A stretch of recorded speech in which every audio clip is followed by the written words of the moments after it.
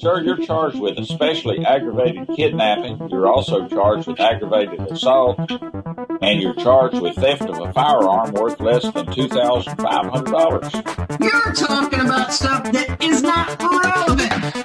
Hello and welcome to the Court of Public Opinion. I am the Recovery Addict, and boy do I have a case for you today. Why is the dog chewing on this guy? I think they have got the wrong guy there. Got the wrong guy, and the dog was biting him. He roughened him up quite a bit. There's a lawsuit. 9 out of 10 judges prefer watching the Recovery Addict live stream in their courtroom. The fireworks are not done. Now we're doing commentary on the case. Dati mihi Anglican po rin, Servant Martin. I didn't ask you to interrupt. Is that correct?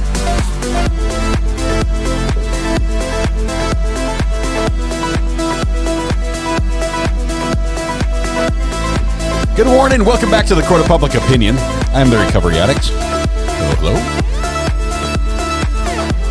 Welcome. Everyone, please come in, take your seats.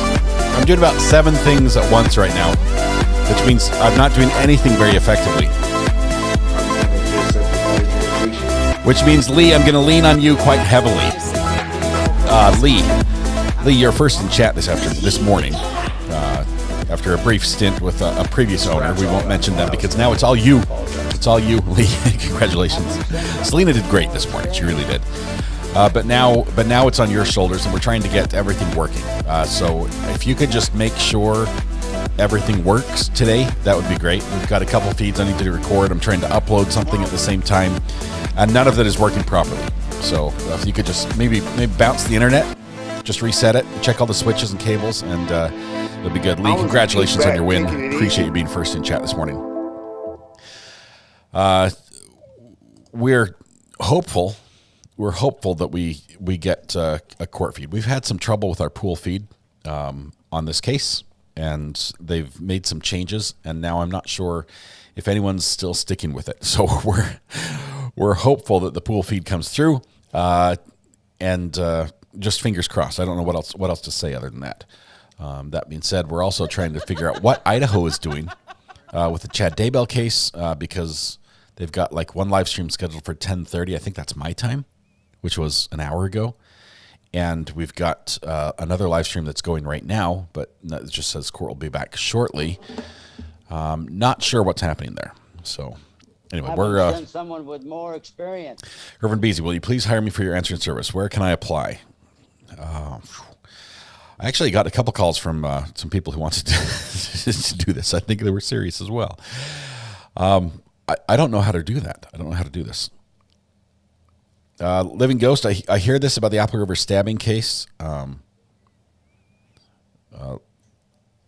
One drunk with a knife, and a lot of people got stabbed, is what I hear. I followed just a tiny bit of it, some of the opening statements yesterday.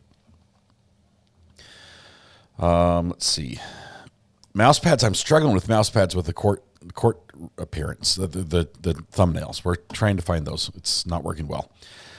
Ronnie, Missing Persons for PNW. Welcome to the gallery. Thank you very much, Ronnie, for appreciate your support. Welcome to the gallery. Love that green courthouse by your name. It's Monday for many courts since they were off yesterday. Yeah, everyone's like asleep. Like nobody knows exactly what's going to happen today. So I'm trying to watch my feed for Chad Daybell so I can start the recorder. I'm trying to upload apparently about 100 gigabytes of video from Daybell from yesterday, and it's I'm just trying to save it after I edit it. I just clipped out the parts we didn't want to see. Mickey, thank you very much. Thank you for the super chat. I did see it. I'm trying to remember exactly what it said about the bathroom. Oh, something about the RV. Look at the combo ones for an RV. We've actually already got them picked out, and they're going to be full size because I'm a full size sort of person. But I appreciate the suggestion, and thank you very much, my friend, for the super chat. That was quite generous this morning. It's the same. Apple River's been highlighted for something so awful because it's one of northern Wisconsin's most beloved destinations. Ivan, Apple River, is this like where people go tube? Like they grab their tubes and they go float down the river? Because that's one of my favorite places to go metal detecting. It's where drunk people play in the water. Let's see. Mod chat. Thank you. Sharon, you're a hero. Sharon, you're a hero. Hey guys, I changed shirts. Did you guys notice? I still have the cement voice, but it is what it is. Let's see. This one is on. I'm not a cat. Oh, that's why. Okay. Boom, boom, boom, boom.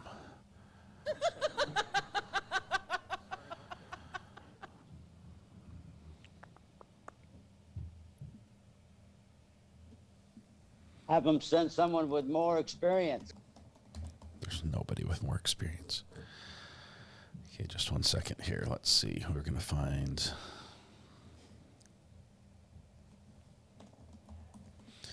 Getting everything set up.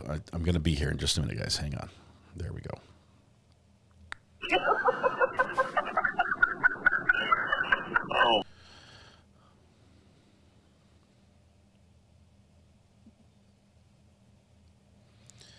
so 3 is ready. Now I just need Daybell to work. We'll be set. We have volume.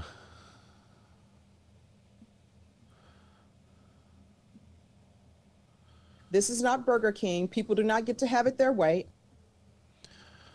All right, so ready 3. Okay, we're getting there, guys. We're getting there. We'll have audio from court when it happens. Now we just need to figure out what Daybell's up. When is Daybell supposed to start? Why is Judge Stephen Boyce live right now, and then also says he's going to go live in, I don't know, a couple hours maybe? Does anyone know what's up with Daybell? When are they supposed to actually start jury selection today? I thought it was going to be like a half day. Maybe they start late. Maybe they start at 10:30. But Sharon, thank you for that. I appreciate your assistance more than you know. Thank you. Are carpet booties on the thumbnail? Those aren't questionable, are they? I don't know. It did come up. It did come up in. Oh, there we go. We're good. Good. Okay, let's record. Hit boom. Why is it not recording? Come on.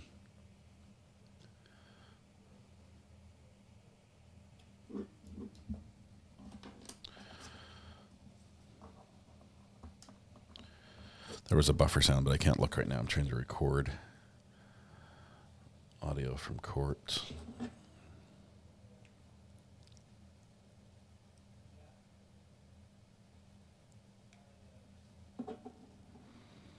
Okay, let me listen in briefly. By his attorney, Mr. Pryor, the state and prosecute. Okay, so Chad Daybell is recording now. That's great. We have 8 hours of free space there. So that will go. Now we just need our trial to start. Yeah, 2023-026. And on cue. Scheduling challenges this morning. One of our witnesses flying in from out of town. Her flight got delayed, so we're having to change up the schedule. Just wanted to let the court know. Yeah, thank you. I knew that. I was aware of it, but thank you anyway. I thought we'd use a little time to discuss one issue. Since we're going to wait for a witness. Are we waiting for that witness? How does it do that? Have another witness. We're ready to go. Okay. We do have a stipulation with respect to that witness that's coming in later this morning, and with respect to the medical examiner is coming in later as well. Do you have a stipulation for your next first witness? No, that's just cross on Castaneda. We're calling Castaneda to complete the cross-examination. Okay. Well, then,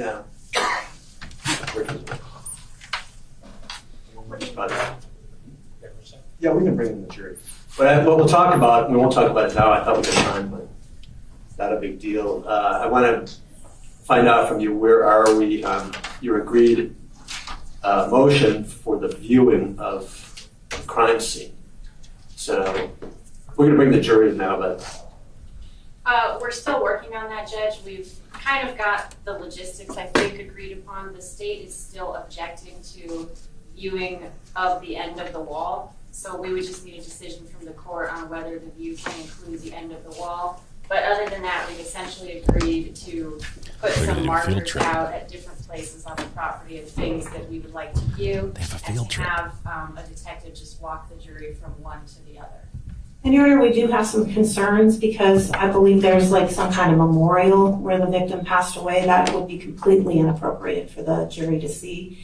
And so expressed some concerns about that based on photographs I saw from Dr. Martinelli. If that's not what I'm seeing in those photos, if there's not some sort of memorial on the property, then that's not an issue, but I can't tell from the photos, and we would like to go look at it before we agree to it. All right, I just want to get some read on where we were. Yeah, there's no memorial, and I don't know what that is. All right. So, I mean, that's going to take a little bit of planning. That's why I'm raising the issue now. Reading his books. Books about the law. Aaron, perhaps we could Arizona do that revised statutes. Who drew on them? B. That's what I was thinking, Judge. That way we could have it, we would know before. We want to do it before the close of the state's case, but we anticipate we may, because of delays, we're thinking probably next Tuesday or last week.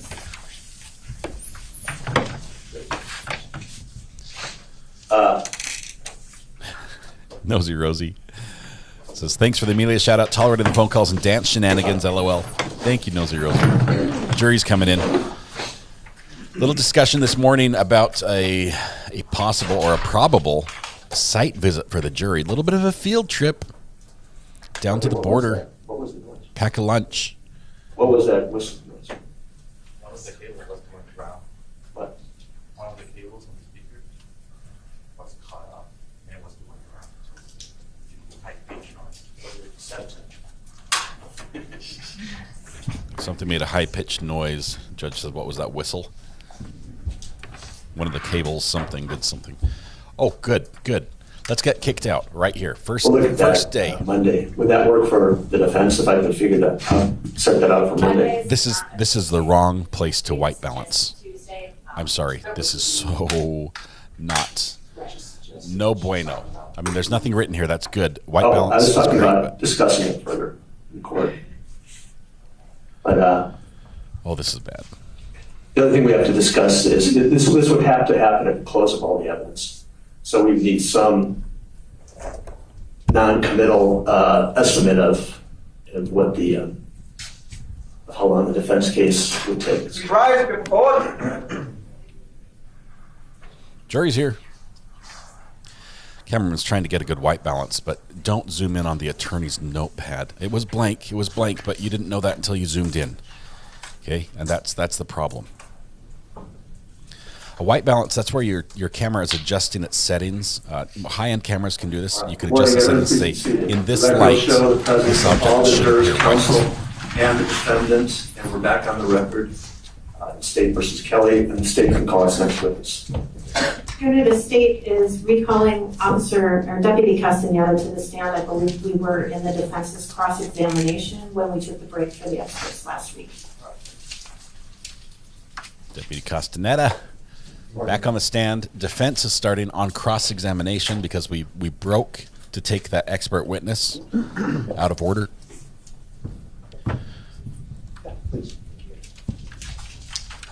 All right, I'm sure you're aware of this, but just for the record, you're still under oath.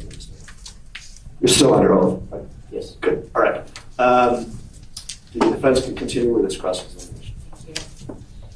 So just to recap, we were talking about this last time, but you arrived at the property. Border Patrol was already there. They were doing some preliminary searching, and you and other deputies did some searching of this property, correct? Correct. Betsy Jean, do you recall seeing Border Patrol do a perimeter search of the house? Do you remember that? I recall them being there. And you don't know where exactly they were in relation to the house when you arrived? No. Okay. So when you searched this area, describe for me why you searched the area that you searched. Because the information provided to us was that Mr. Kelly had walked outside his house and started following the subjects that he had seen possibly carrying weapons and backpacks. And the area that you searched, did you search it because that's where these subjects had supposedly been seen?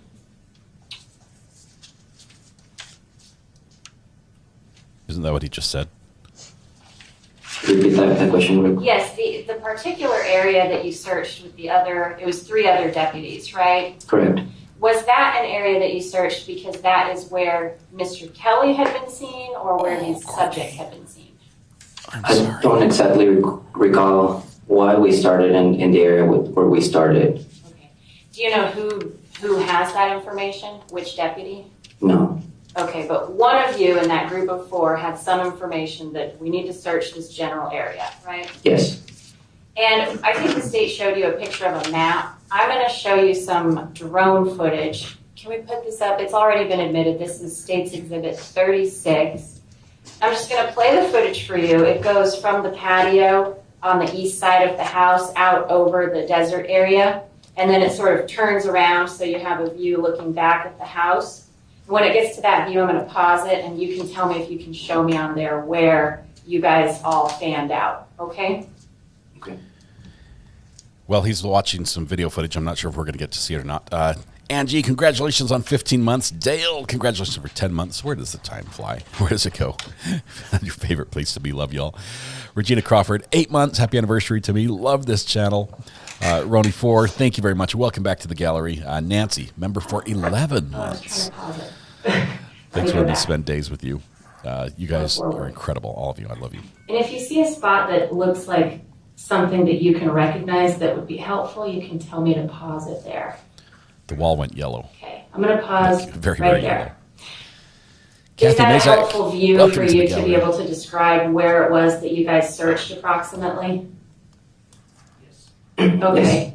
And you mentioned you went over the first fence on 2 ladders. Can you show us where those were? Babs, Do you know I'm how to sorry mark I on missed there your on the membership screen? anniversary message. Yes. Congratulations.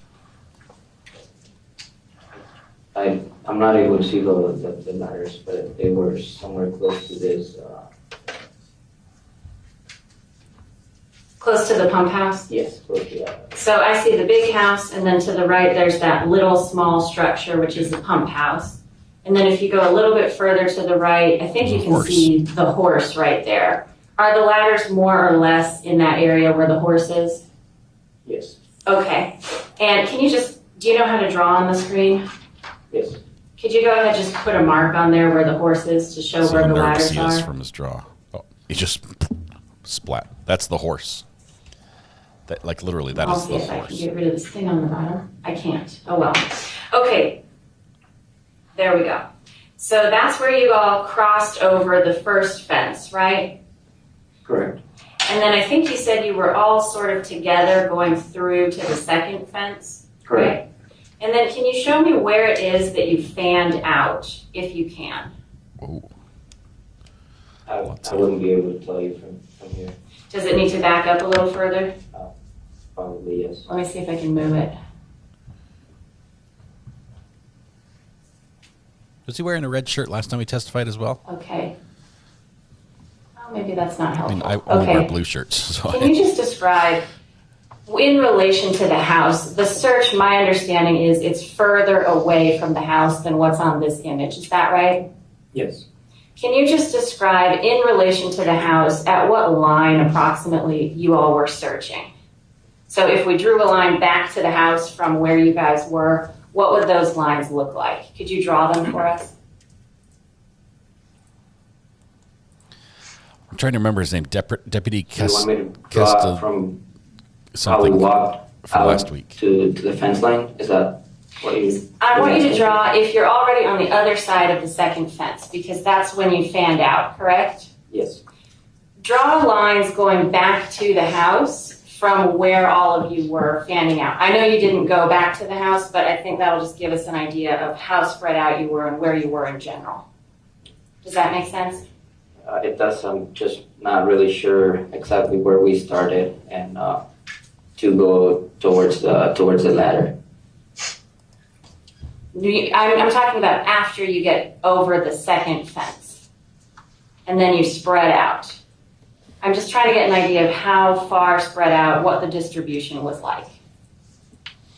Border Patrol has the right under law to trespass on any land within 25 miles of the border. I'm not really sure. They don't need permission. How I would be able to. I don't see the second fence line here. Hang on. I apologize. Oh, that might have been you. You can hit undo. There we go. I'm sorry, Paula Mack. So you can see the first fence line in this picture, right? Yes, I believe it's, should I mark it? Yeah, just put a point on there so we can see where the first fence line is. I believe the first fence line is this right here. We're going to look at the back of the screen. Okay, and then the second fence line is down at sort of the bottom of this picture, right? Correct. And you guys did not search this area in between the fences, right? Correct. And why not? Why didn't you search that area? Because I'm not sure. Okay, so you go over the second fence and you all spread out and search from there. Correct. How far apart were each of you when you were searching beyond the second fence? I couldn't tell you. Do you know what order you were in? Was somebody to your right and somebody to your left? Were you at the far end? How do you remember that? No, I was somewhere in the middle. I couldn't tell you the exact order. Okay, and then you just continued onward until you hit a wash. Is that right? Yes. And once you hit the wash, do you follow the wash to the right or to the south to hit a road? No, I kept on walking south until I hit a third fence line. Did you south through the wash? I crossed the wash. I went onto the wash and then out the wash. So you continued going east, is what you're saying? At the time I was heading south. Okay, and then you eventually hit another fence line somewhere? Yes. Do you know how far away that was from the house? No. Okay, and then you came back to the house, is that correct? Yes. And that was because you had heard that the homeowner had been located? Correct. All right. And so how did you go back to the house? I walked back until I hit a dirt road. And that's where I met Deputy Cabrera and Deputy Montreal. Okay. And just to be clear, when you were searching, you were carrying a rifle, is that right? Yes. That was because of the nature of the call. That was dangerous, right? Yes. And you were looking for people who were potentially armed, is that right? Correct. And you were looking for people who were maybe potentially hiding, right? Correct. And you were looking for people who might potentially be injured, right? Not at the time. No, you weren't looking for people who might be injured? Not at the time. Okay, but you were looking for people who might pose a threat? Correct. Okay. And then when you go back to the house, is the homeowner already there? Just describe to me going back to the house. I walked back to the dirt road where I met Deputy Cabrera and Deputy Montreal, and Mr. Kelly was present there. Then I got on to the deputies' unit, and they gave me a ride back to the house. So you met up with Mr. Kelly out on the property somewhere? I saw him out of the property. Yes. Okay, and then you went back to the house, and he went back walking, right? Correct. When you got back to the house, what did you do next at the house? I talked to Ms. Wanda Kelly. Who else talked to Wanda Kelly when you were there? Sergeant Garcia. Okay, so both you and Sergeant Garcia were having a conversation with Wanda Kelly, is that right? Yes. And describe Mrs. Kelly's demeanor when she was having a conversation with you. She appeared to be confused to me. Why do you say that? It was just, I don't know, the way she was answering when I would ask a question. Did she seem distraught when you were speaking with her? Could you use a different word for it? Did she seem upset? Not really upset. Did she seem agitated? A little bit. Nervous? Yes. Shaken up, maybe? Yes. Okay. Do you remember how long you spoke to Mrs. Kelly at that time? No. Did you ask her, you didn't ask her to do a walkthrough of the scene or anything like that, correct? I don't recall, no. So you didn't ask her to say, show me where you were standing when you first saw people or anything like that, right? I don't recall asking that. And you didn't ask her, did you, how far away were they? Which direction were they going? Show me precisely where you saw them. You didn't do anything like that with her, right? No. Okay. Do you remember? Can we take that down, the letter? I want to make sure nothing pops up on the screen up there.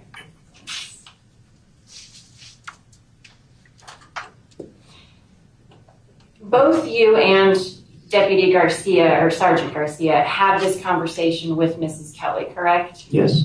And you documented this conversation in your report, correct? Yes. Presumably Deputy Garcia also documented this conversation in her report, right? I would assume so. And that's standard practice. Whenever you go out, everybody documents these kinds of things in their reports, right? Correct. And you and Deputy Garcia are having the same conversation with Mrs. Kelly, right? Yes. And so the reports that you both wrote should contain essentially the same statements. Is that correct? They should. Do you recall Mrs. Kelly telling you that she heard shots? Yes. And would it surprise you to learn, well, did you document that in your report, that Mrs. Kelly stated that she heard shots? Yes. And so Sergeant Garcia also should have documented that in her report, correct? She should have documented what she heard. Would it surprise you to hear that Sergeant Garcia in her report documented that Mrs. Kelly stated she did not hear any shots?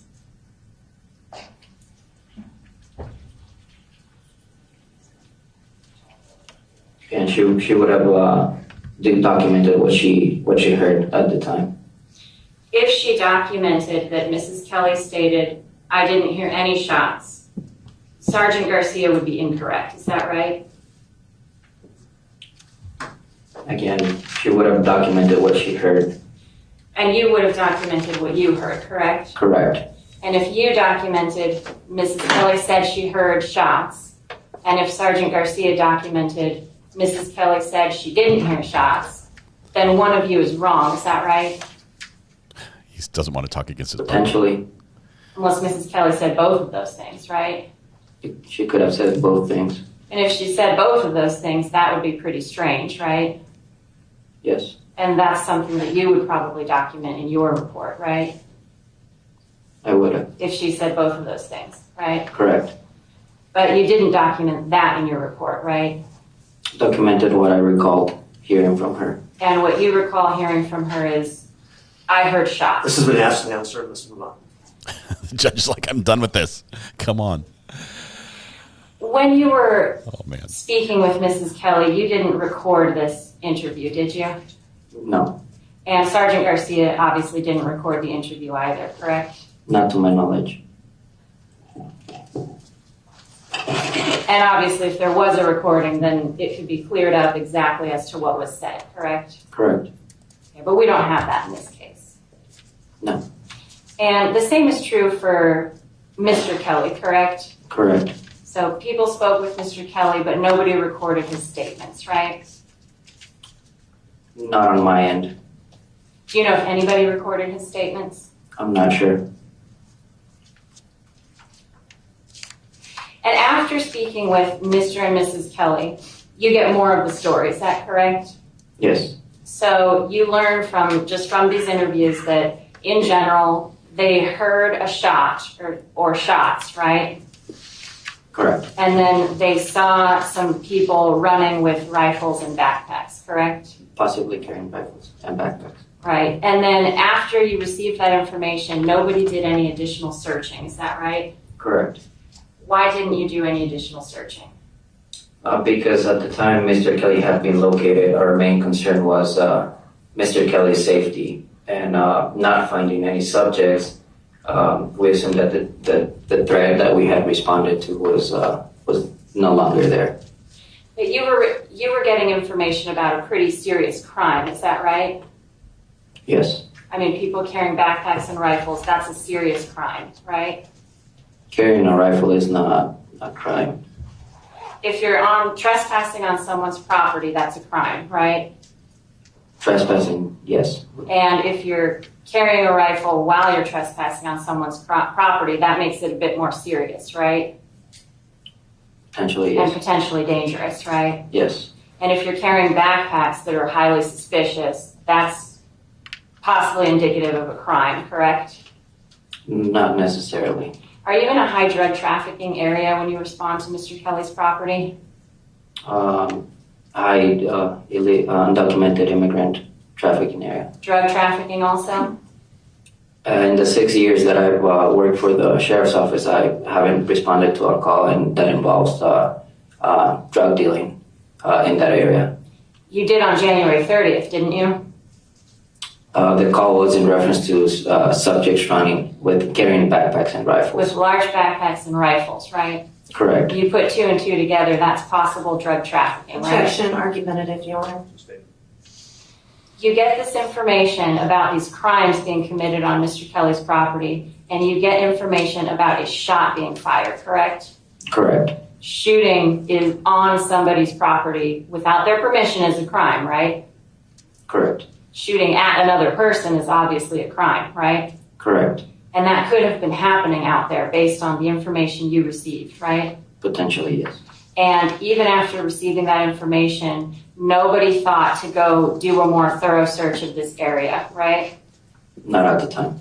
Nobody thought to possibly go look for the source of that single shot that Mr. Kelly reported, right? We did went out to search for the source when we first arrived while we were looking for the subjects and Mr. Kelly.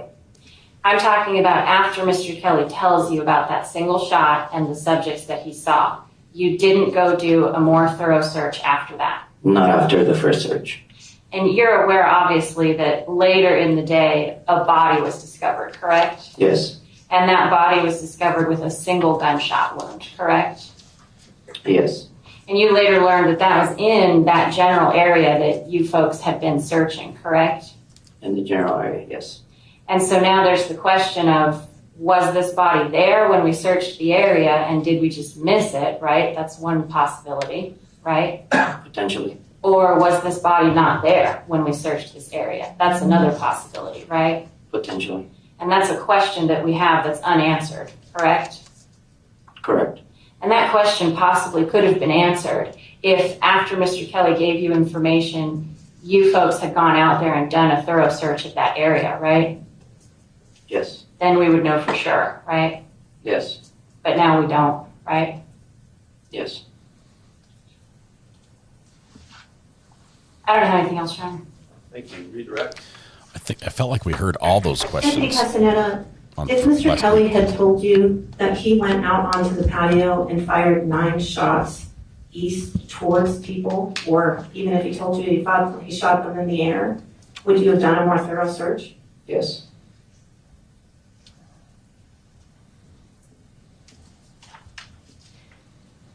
Counsel asked you about Ms. Kelly's statements to you while you were out there that day, is that right? Yes.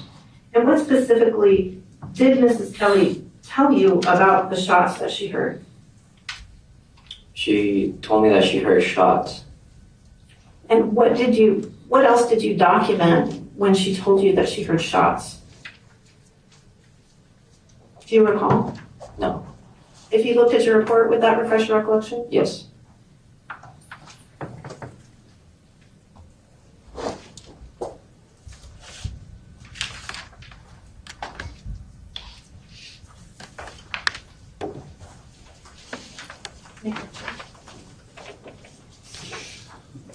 Let's see what else he said in his report.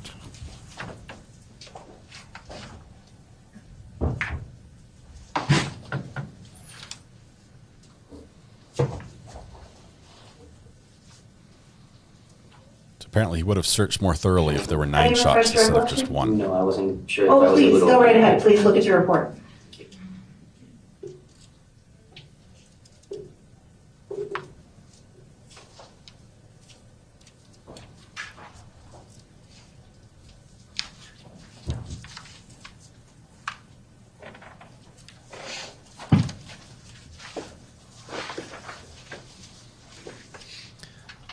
There's a high likelihood that the wife is called to testify by the state, which will be interesting. Could you repeat the question? Sure. What was it that Mrs. Kelly told you about the shots, and what did you document? That she heard shots and that she appeared to be confused at the time. And what did you say in your report that she appeared to be confused about? Could I refresh? Yes, please. It's like I didn't read that part. It's going to be probably who fired the shots or where they came from. meaning it could have been, she could be talking about. She said that she was confused about, I documented it. She appeared to be confused about what she heard. So she's confused about what she heard? Correct. As you're asking her about the gunshots? Correct. And did you ask her if these individuals were carrying backpacks and rifles? Yes. And what did she say? She said that they were carrying rifles, and I asked her if all of them were carrying rifles. And how did she respond? She said no. She said not all of them were carrying rifles. Correct. She can, but she doesn't have to.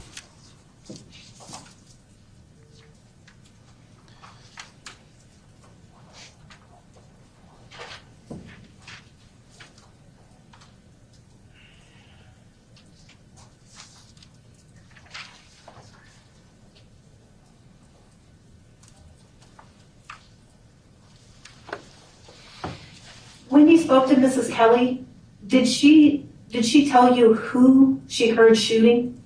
No. Objection, hearsay. Overruled. We've been hearing hearsay from this witness on both sides, so. So I guess hearsay's allowed. So nothing in your report documents who she heard shooting the weapon, is that right? That's correct. Thank you. That's all I had, Joe. Thank you. All right, ladies and gentlemen, jury, any questions from the jury for this witness? Very well. We have one question. Let's turn the sound down. Jury's allowed to ask questions.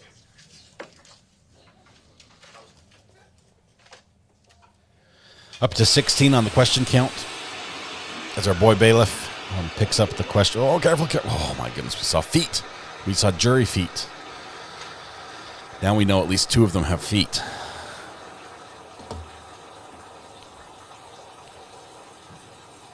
They've opened the water. They're filling the pool in the judge's chambers. We have a mic back there. The hot tub is nearly full. Turn on the bubbler, make sure the temperature's right. So for our next half-hour break, we're going to all go back there and get a nice soak. And there we go. Oh, man. Something's afoot. Gordon, you're on it. I can just imagine the bailiff back there with the hose spraying water into I think a bullfrog spa is what he looks like, a bullfrog spa sort of guy. It's a fairly local spa creator. I think they're based out of St. George or something. There's one word you wrote. I can't read your writing as to one word. It's Deputy Castaneda something question mark. The question of what? May I already ask question? Well, what's that word? Deputy, and then Deputy Castaneda. I can read the rest of it, but what's that one word? Deputy Castaneda. Looks like. Indicated that. Okay, got it. All right, thank you. Judge is like, if you're going to ask questions, please use good lighting, good handwriting, not lighting. Oh man, this cameraman is. It's a new one. It's a new one. Go back to filling the pool. Usually the bailiff does all the stuff this kid is doing. The kid is the one who has the pipes. He's the one that bangs the gavel. Because there's a gavel down there at the bar, right at the far end, over by the jury, the entrance to the witness stand. There's a gavel there. He bangs that, and he's the one that yells to have everyone rise. So he's got a few jobs around here. Sometimes he hands out microphones to people when they need microphones. He's useful. He makes himself useful. Princess Lukey, the judge was just asking for clarification on the question because there was a word he couldn't read, and he needed. Oh, here we go. He needed to know what it was before he could ask the question. Here we go. All right. The question from the jurors. The juror is Deputy Castaneda indicated that all were armed with rifles or some. So we're going to try to clarify this and answer this question through additional questioning from the parties. First, the state. I'll give the question to the clerk. Go ahead. First of all, Deputy, did you talk to Mr. Kelly about what he said that he observed that day? Yes. And what did Mr. Kelly tell you with respect to the subjects, the individuals that he saw and whether or not they were carrying rifles? He advised me, or he told me that he observed them wearing backpacks and possibly carrying rifles. So his word to you was possibly? Correct. And then did you speak to Mrs. Kelly? Yes. And Mrs. Kelly also told you that she thought she observed rifles, is that right? Correct. And what did she say about when you asked her whether they were all carrying rifles? What was her response? She said no.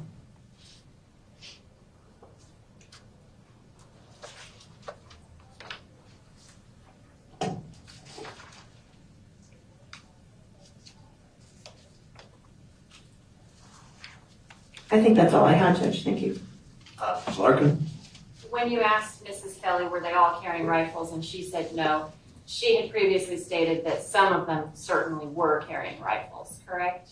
She didn't mention certainly, she said that. But she said she saw rifles or a rifle, right? Correct. Okay. And just to be clear, neither of these conversations were recorded by anybody as far as you know, right? Correct. I don't have anything else. All right, any other questions for this witness from the jurors? Sir, did that answer your question? Usually does. Very good. All right. Thank you, Officer Sergeant. You can step down. Thank you. Thank you, Your Honor. And this, Can we discuss the schedule?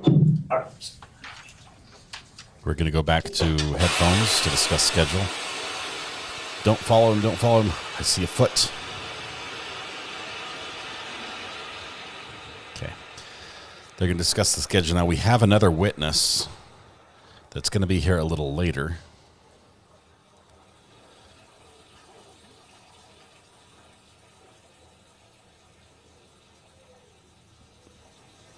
The state said they've got a witness that was delayed getting here. So what are they going to do here? Let's see what they have in mind.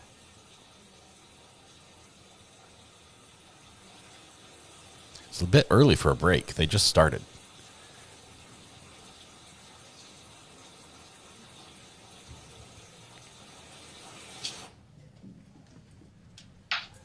State can call its next witness. Your Honor, the state calls Deputy Lopez.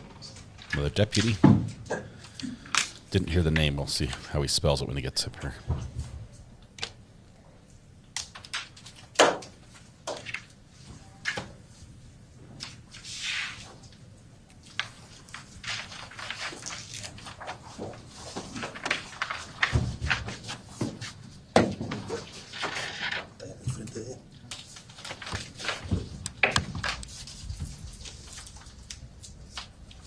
Do you solemnly swear that the testimony you're about to give in the matter before the court will be the truth, the whole truth, and nothing but the truth? So help me God. Sir. See you.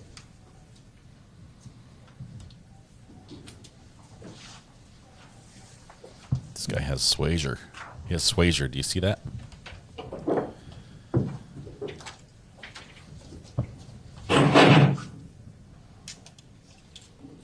Good afternoon. I guess it's morning, isn't it? I don't even know what day it is. Sorry about that. Could you tell the jury, please, your full name and your occupation?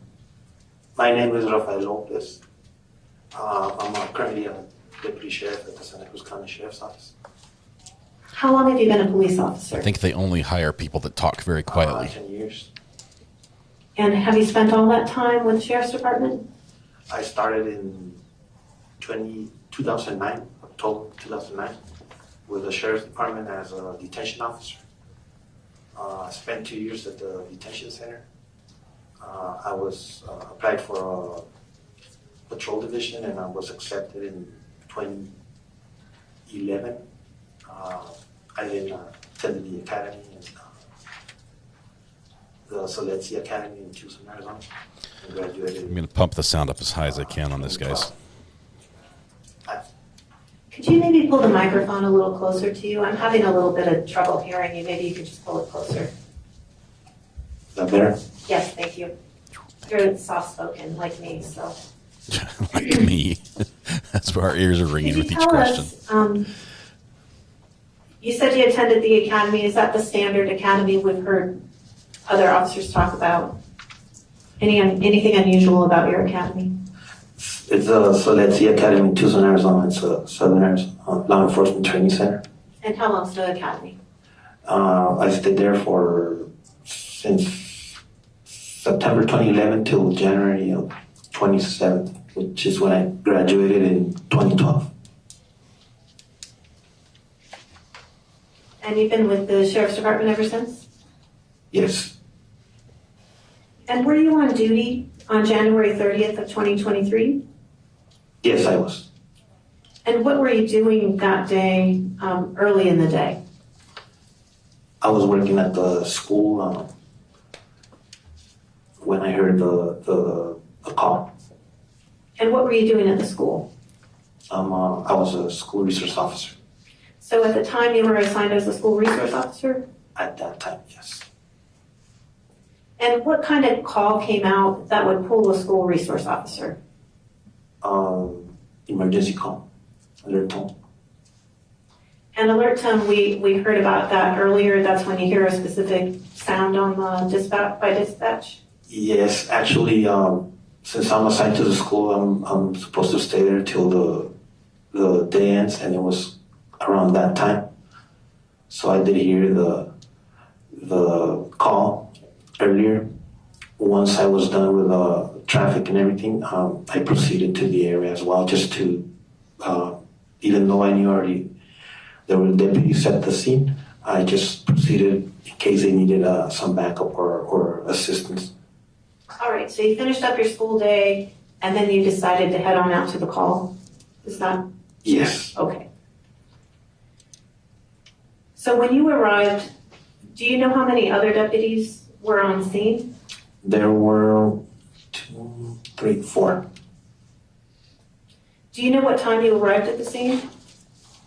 I left from school at 15:06 and arrived sometime 15:27, 15:28 hours. So close to 3:30 in the afternoon? Yes. When you got there, what's the first thing you observed when you arrived? I saw the patrol cars in the area, and I went straight to one of them. Somebody, I think I heard over the radio that they were looking for Mr. George Kelly, or a subject with 2 dogs and a rifle. So I went and approached one of the units, the patrol cars, and that was Sergeant Julia Garcia.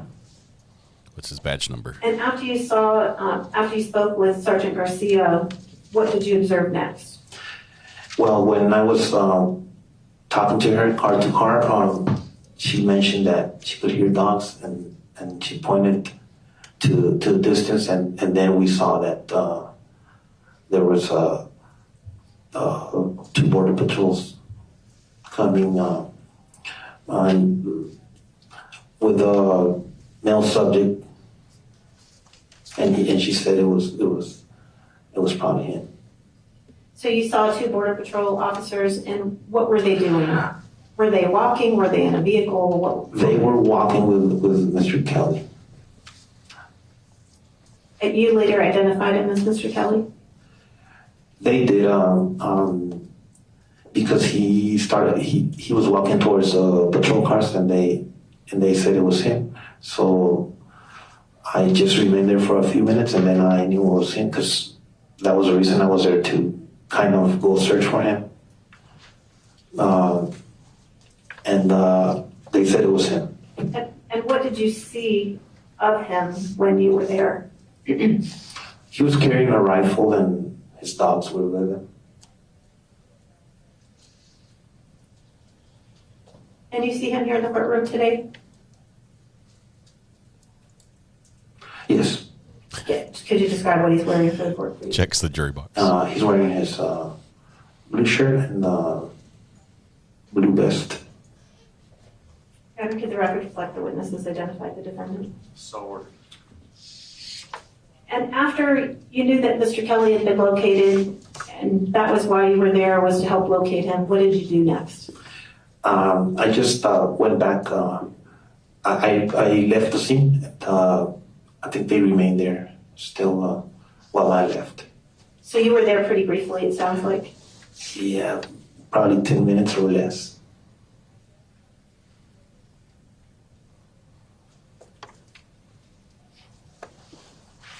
Did you have some involvement in this case later in the day?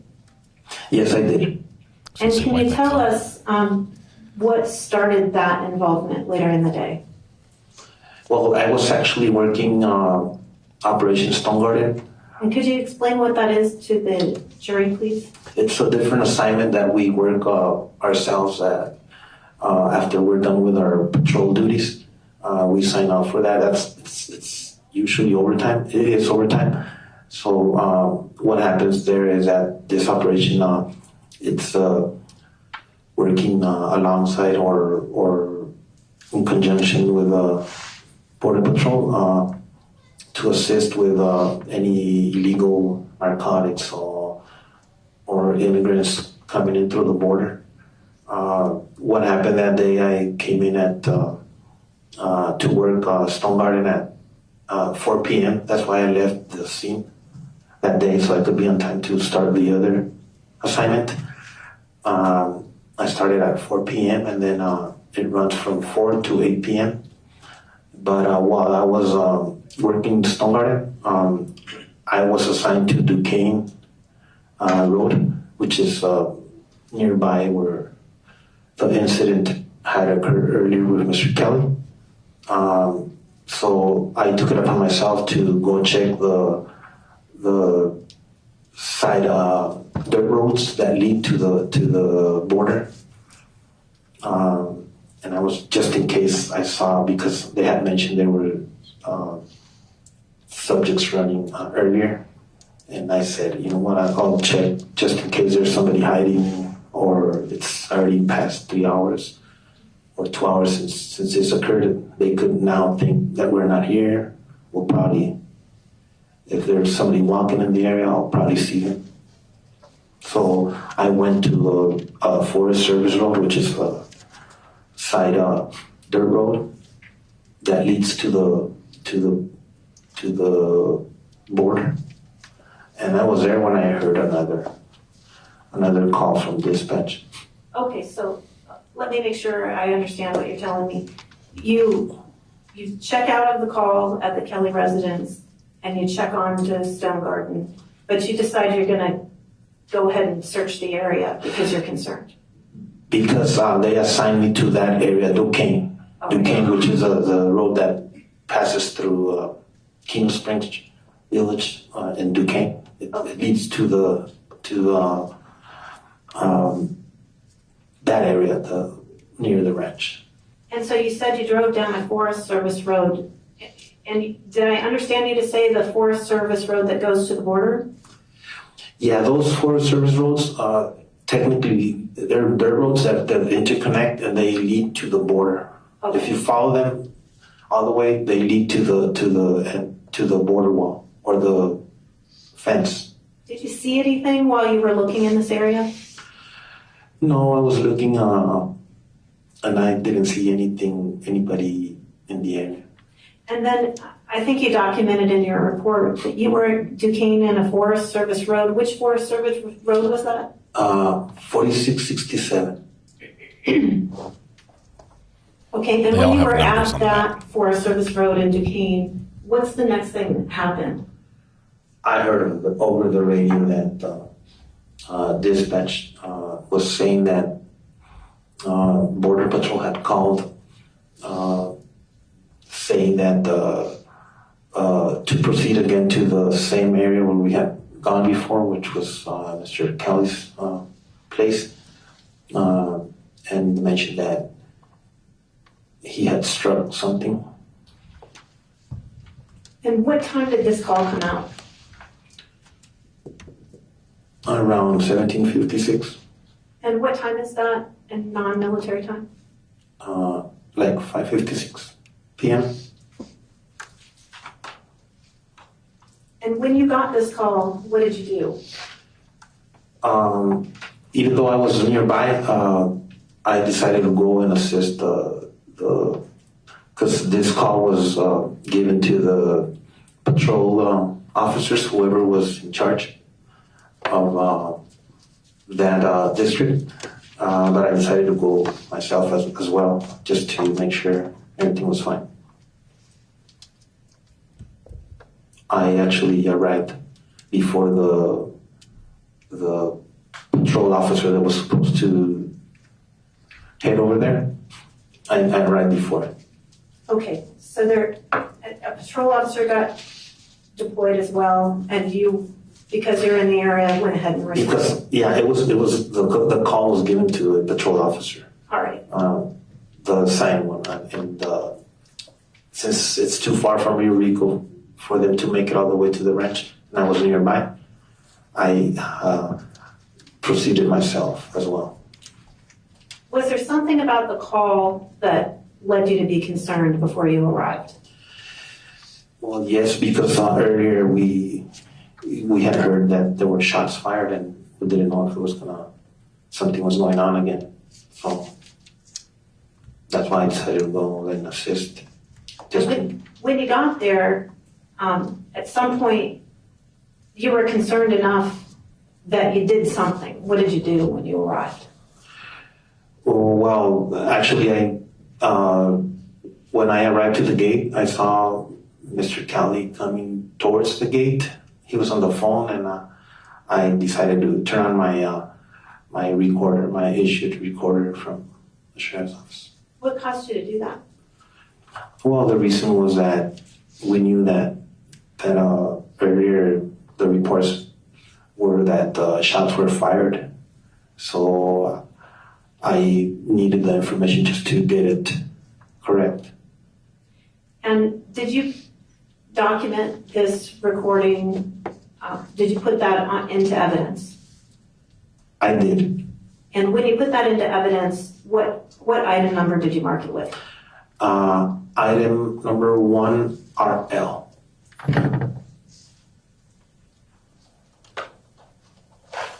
For R. Lopez, his name. Looks like we got a body camera, or at least an audio recording of this meetup. That'll be interesting.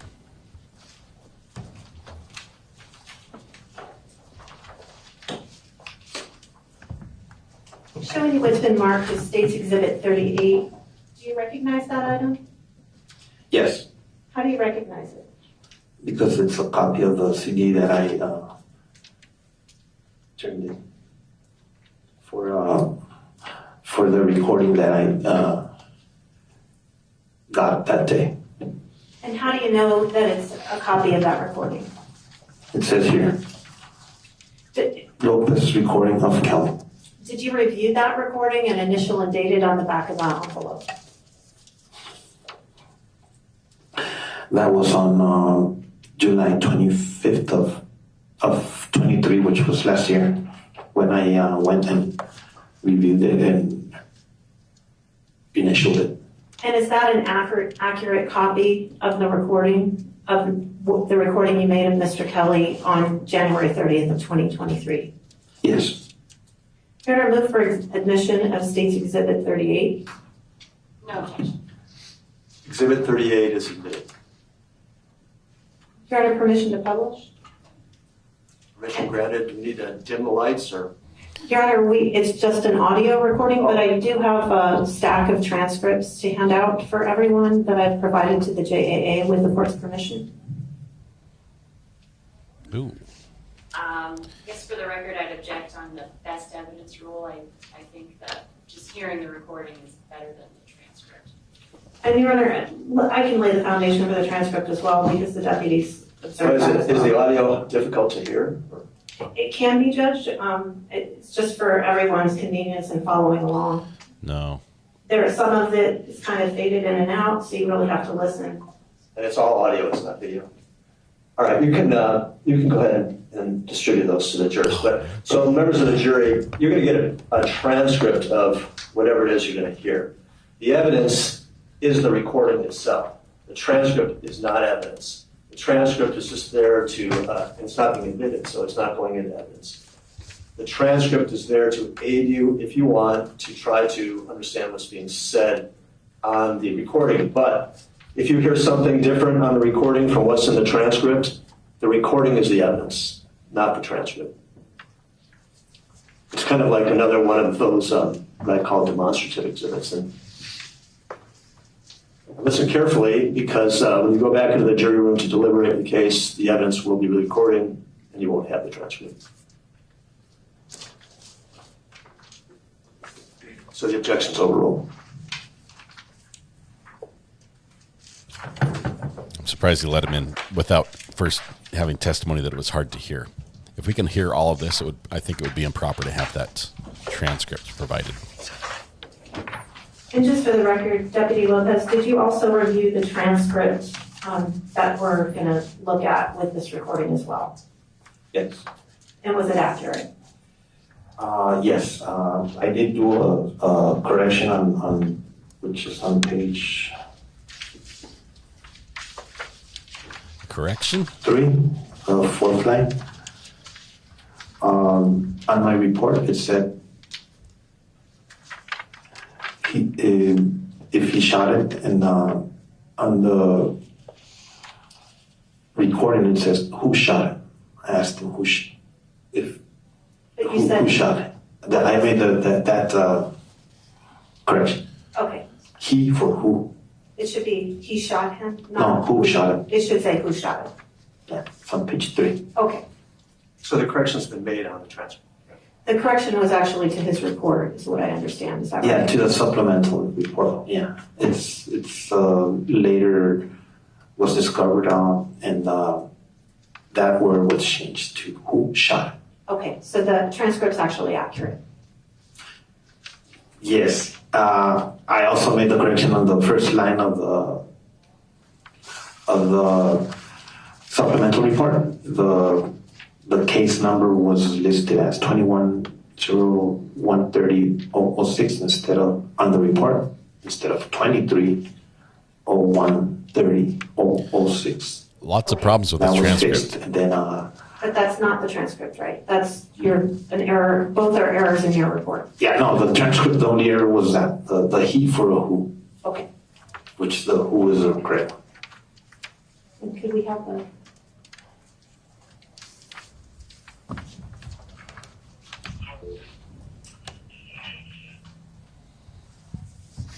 Oh, we got the transcript too. I'm sorry, this is not the wrong, right? Pardon me.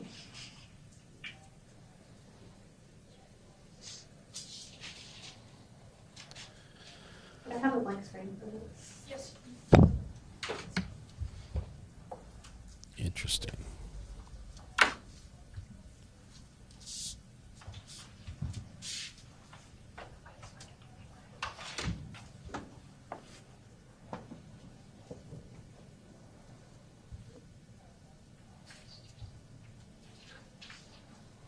That was the 911 call. That's why it started with the ring. This one should not start with the ringing.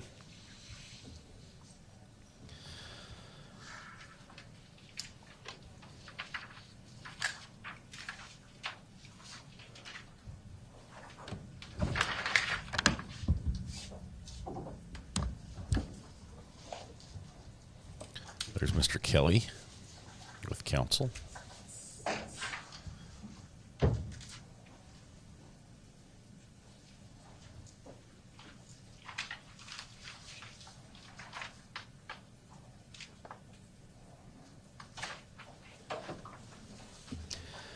I get the feel that that this community struggles to staff the available positions in law enforcement.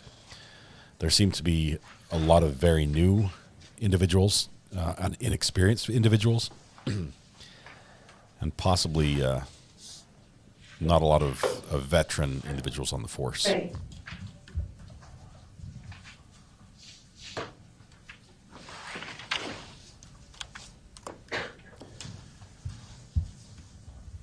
Somebody had shot.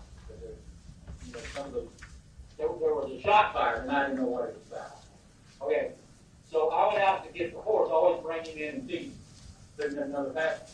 I went out there to get him, And y'all guys, you weren't over here? Yeah, I was here. Y'all walked all over there.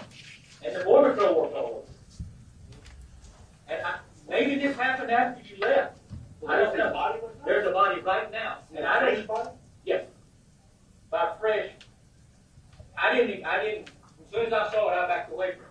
It was lying face down. It's dead. The body, the person. So when do you think it passed away? I have. You don't know who it is? I have no way of seeing the judge. He was new. You want to do with it. The drug runner. He had a pack, a small pack. Now, if you remember, we saw 5 to 10 drug runners come through with large backpacks. Yeah, he did not have a large backpack on, but he had a small, and he's in tan here and camo, and so as soon as I found it, came straight back to the call. I called Border Patrol because they were the first ones I called, because I didn't really know how to call you guys. So I called Border Patrol, Jerry Morissette. He called the Border Patrol agent, and he said they're going to call the sheriff and they'll send someone out there. Then your secretary or dispatcher, I suppose, called me. I was on the phone with her when you drove up. Okay. And she said he's coming out right now. I have no idea. I have no idea. And you know, if you were me, you got no idea. What I'm saying? Yeah. Ready? Yeah, you can pull in there right behind my car. Okay. You go ahead. I'll walk. I'm gonna leave the gate open. Yeah. My dog's gonna bother. 2 black ones? Huh? The 2 black ones? Yeah, they won't bother. I'm sorry to drag you out. It's something that it ain't serious. Yeah. It ain't like somebody throwing my popcorn. So curious, next one.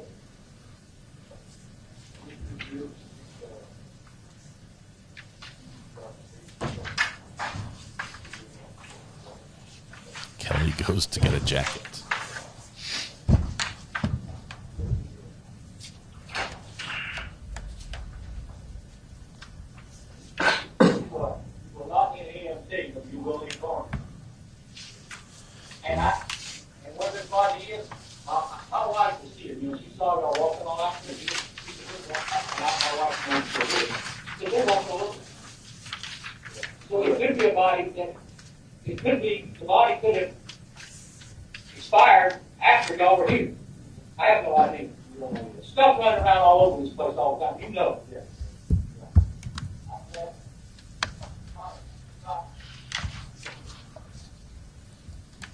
I think the transcription they have is more complete than the PowerPoint that's being shown on the screen. How far is it from here? Okay, I'll take a start heading over there.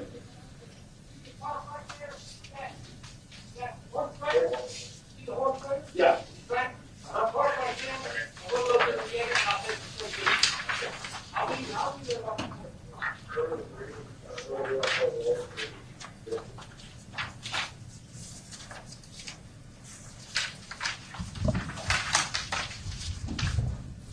And Deputy, is that the recording of your conversation with Mr. Kelly? Yes. Did you turn your recorder off at that point? Yes, when he was leaving to his house to get his jacket.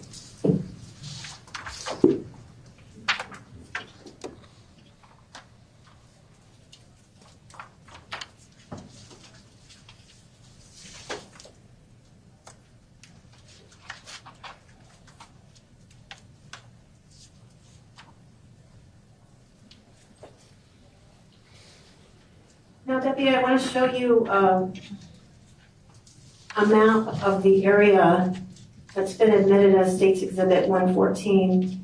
And can you tell me where it is that you came into the property and where you went with Mr. Kelly? And in front of you is a stylus, a pen. And if you touch in the upper right-hand corner of your screen, it'll give you a color.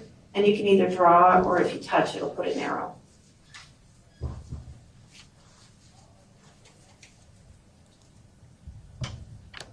We can't see it. I think it's because I couldn't click the slideshow. Tech support's on the way in. I just didn't click the slideshow. Okay. Is that a map of the area? It's an aerial view, it's not. I'm sorry, an aerial view of the area. Yes. If I zoomed it in, would it be helpful for you? Yes. Definitely.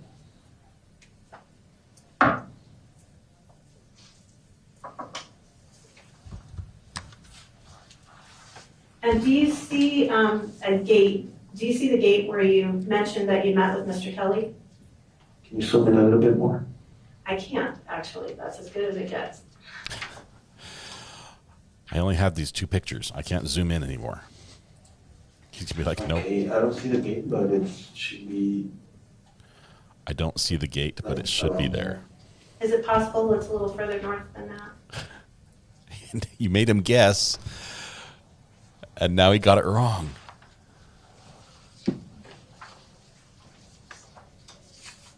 And you can move that screen a little if you need to. It's north of the house, but Okay, so you think the it's in that area somewhere? the first gate. Okay. And when you came through the gate, where did you meet with Mr. Kelly? Was it at the gate? Yes, at the gate. And where did you pull in? When he opened the gate, we stopped right there when I was talking to him and I was recording. Then as I came in slowly, at the end I went to the south side of the property where the tractor and the trailer was at. Do you see that in this aerial view?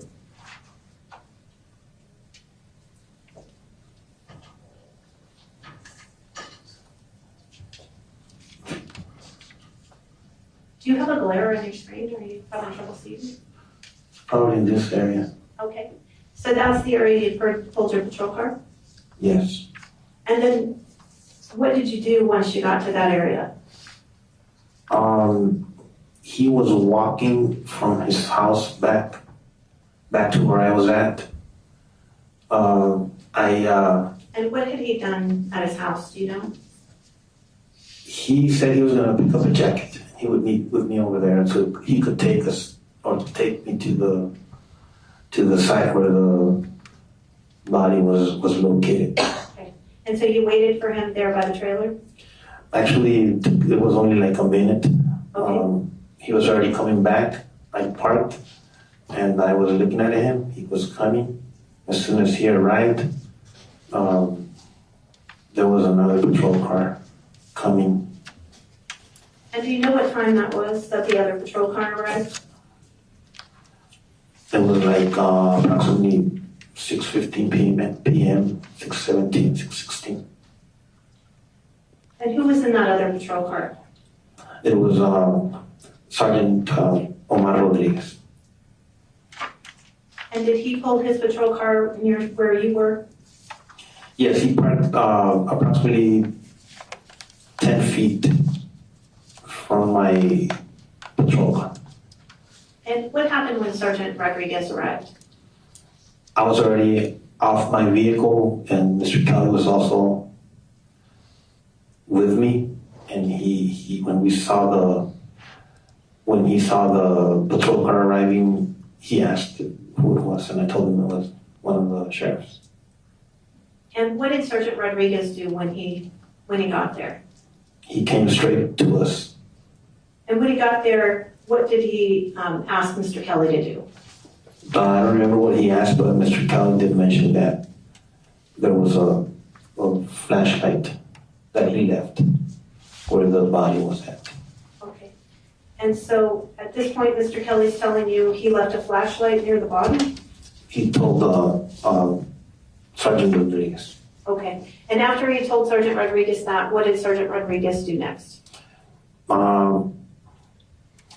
Mr. Kelly was talking to him, and I was behind him, and then he told him about the flashlight, and Mr.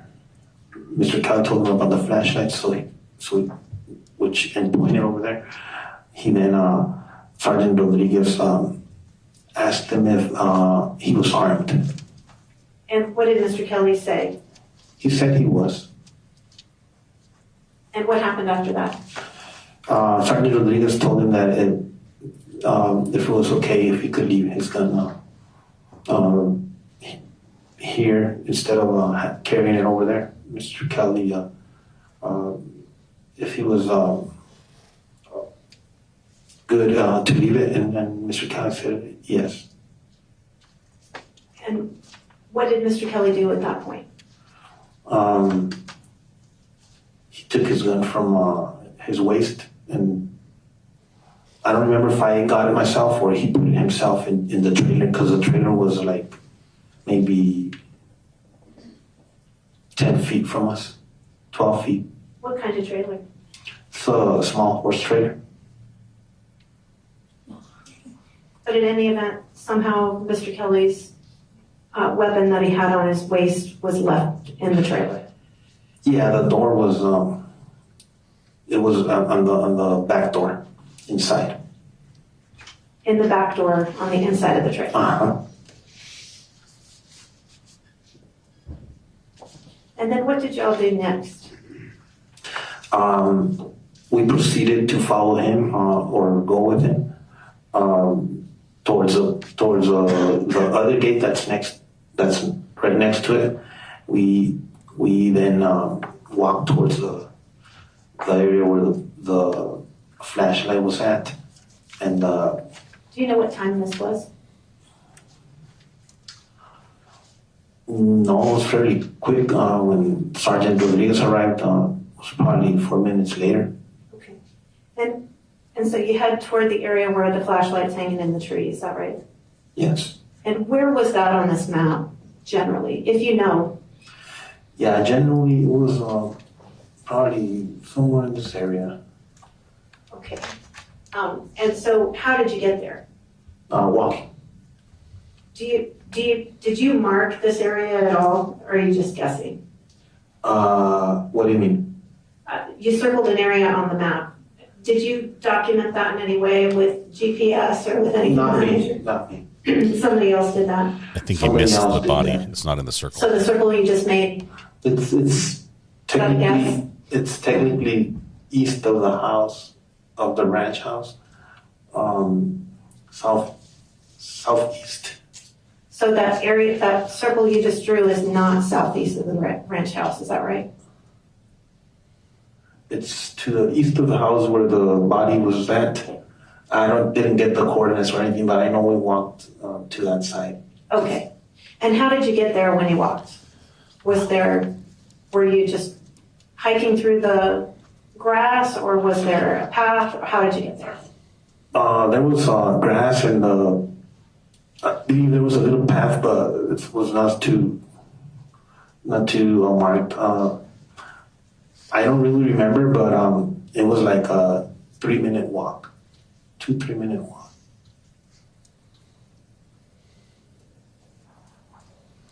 Two or 3 minute walk. So you walked for 2 or 3 minutes, and what did you find after you walked for 2 or 3 minutes?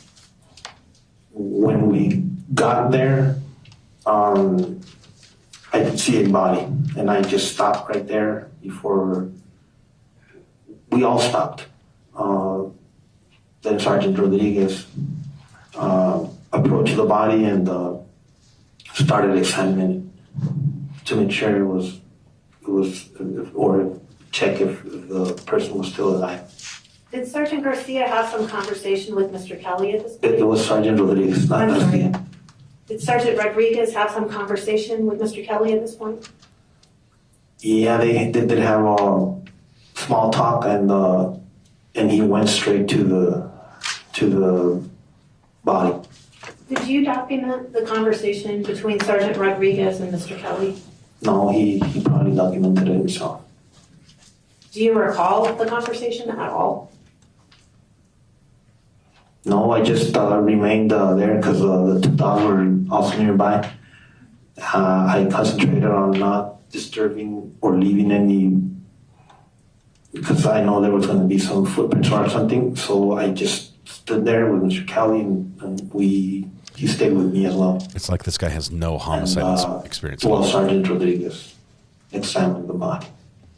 And then what's the next thing that happened? Well, I was able to see from where I was standing, probably more than 10 feet, there was a person lying face down, and he had a stain of blood on his right side. I could see that there was a black radio next to him, and then a little fanny pack on the side as well. The person had tactical boots. I don't remember what he was wearing, but soon after, Sergeant Rodriguez said the person was deceased. I'm going to show you next what's been marked as State's Exhibit 35, image number 0038. That's already been admitted.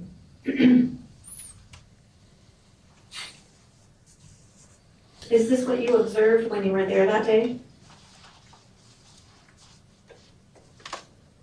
Yes. And you talked about a tree with a flashlight in it. Is that the tree in the background you're referring to?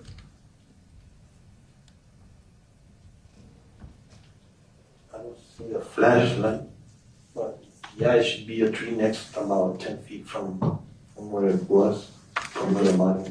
Does that appear to be accurate? Fairly accurate.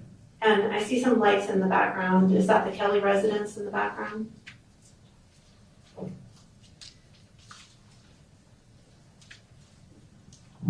Objection leading. I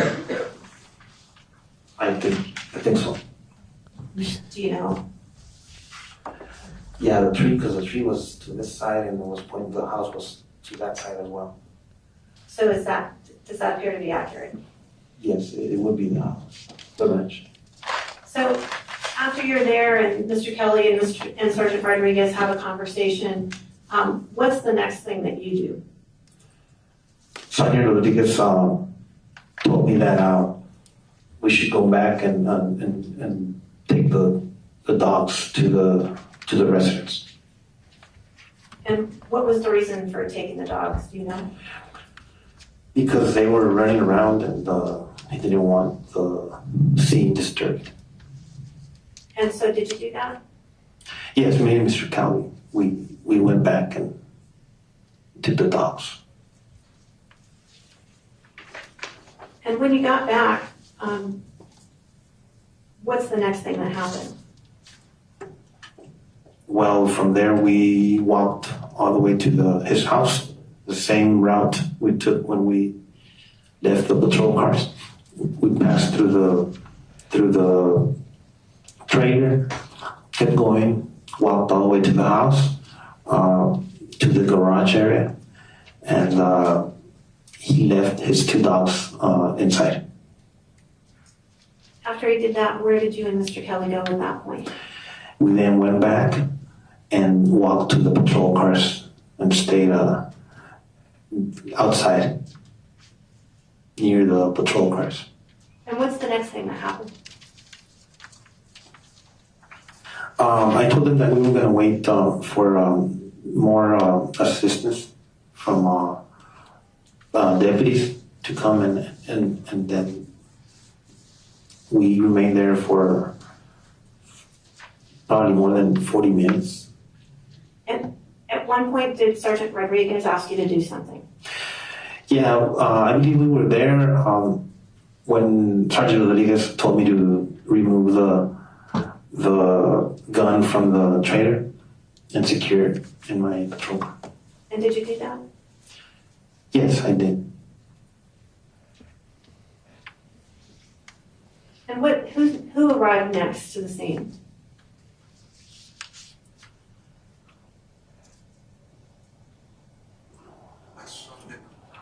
I know more deputies arrived. We were there. I believe it was. I'm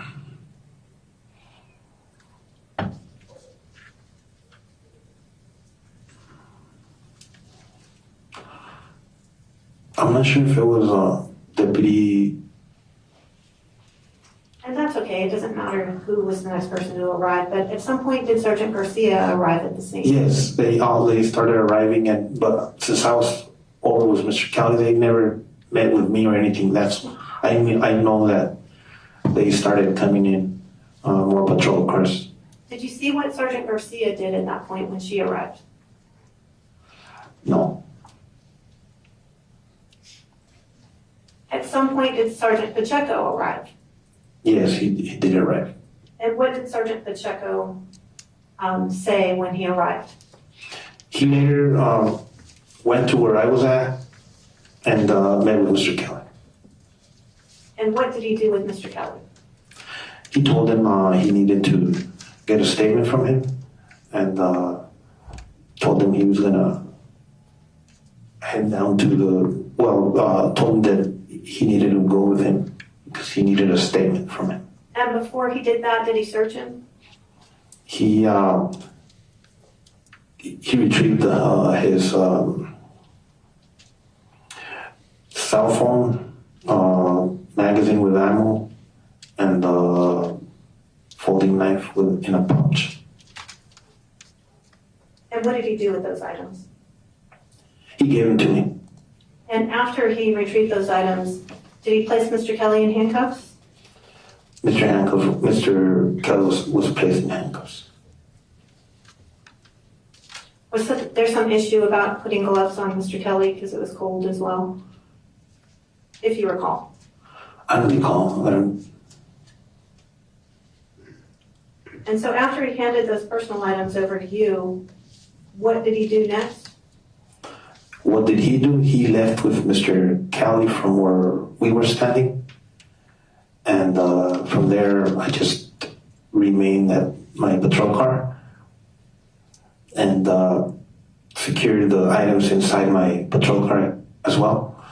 And then Sergeant Julia Garcia came up to me shortly after and provided me with a crime scene log that she had already started and told me to stay there. I moved myself to where the other patrol cars were at, the ones that followed. And from there, I just remained there, logging in whoever came or whoever left while I was in charge of the crime scene log.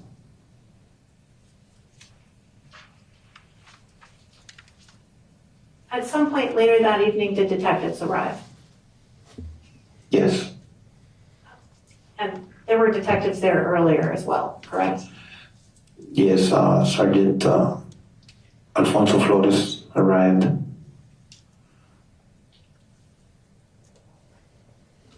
And did Sergeant Flores go out to where the body was located with Sergeant Rodriguez, if you know? I never saw him with me, so he was probably over there. Okay, he wasn't with you, so you don't know where he was? I don't know where he was. Okay.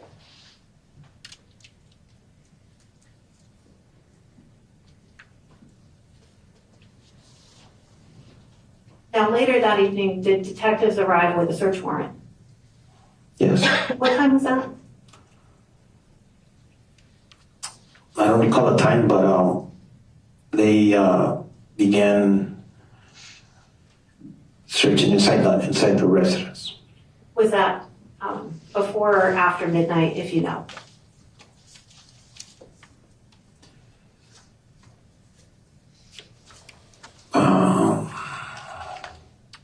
I don't recall.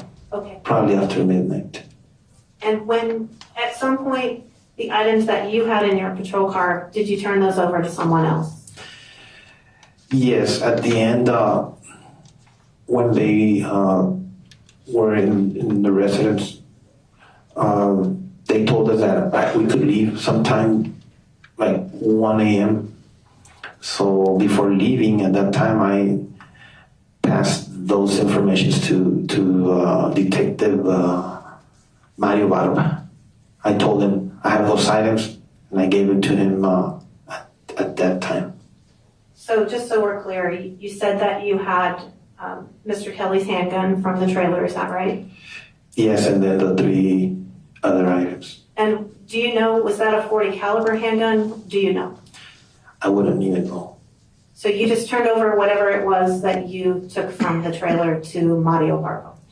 Yeah, from the trailer, and then the 3 items.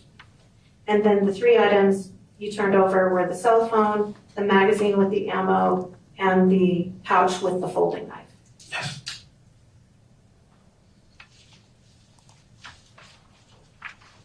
Did you do anything else at the scene? Or was that the end of your involvement? That was the end of the involvement. I mean, technically, I just stayed with Mr. Kelly all that time until Sergeant Pacheco arrived and took with him. I did speak with him as well.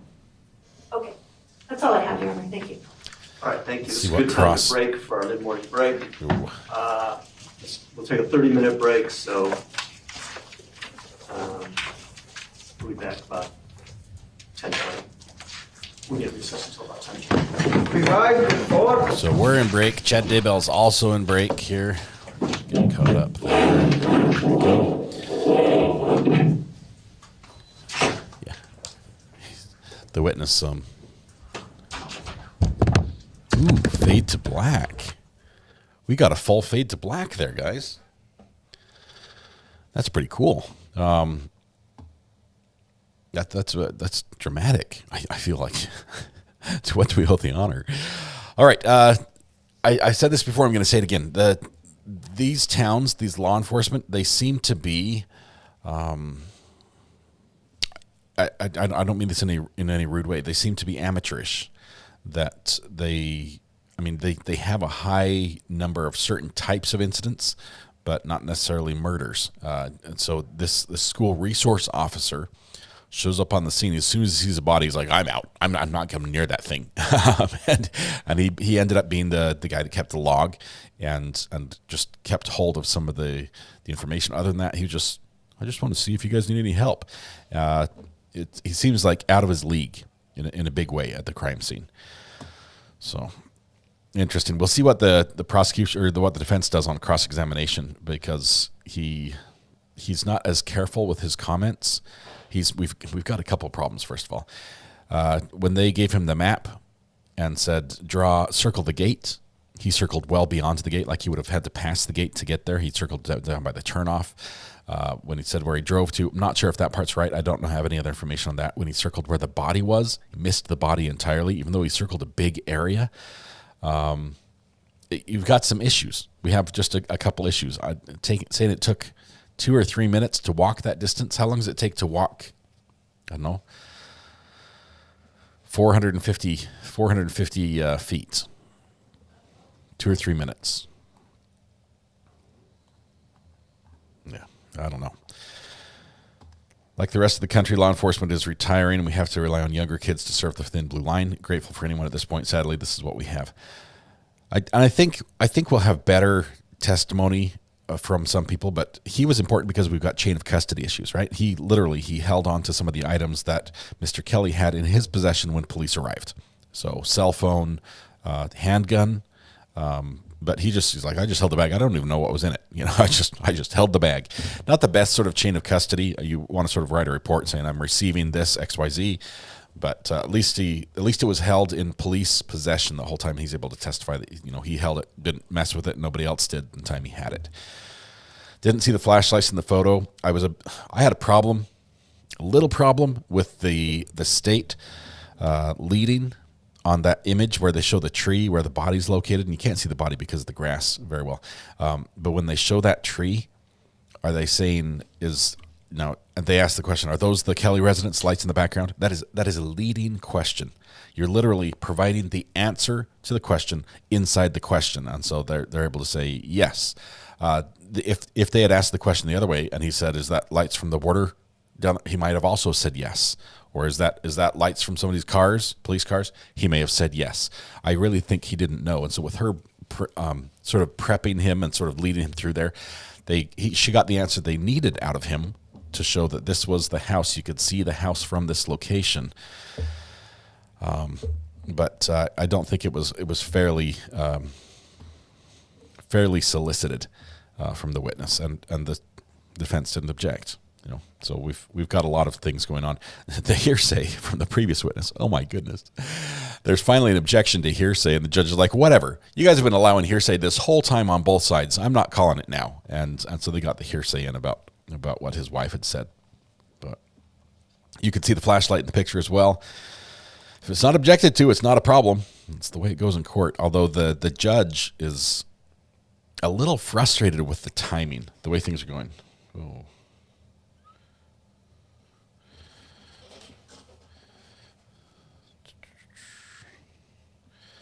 Lexington, Kentucky.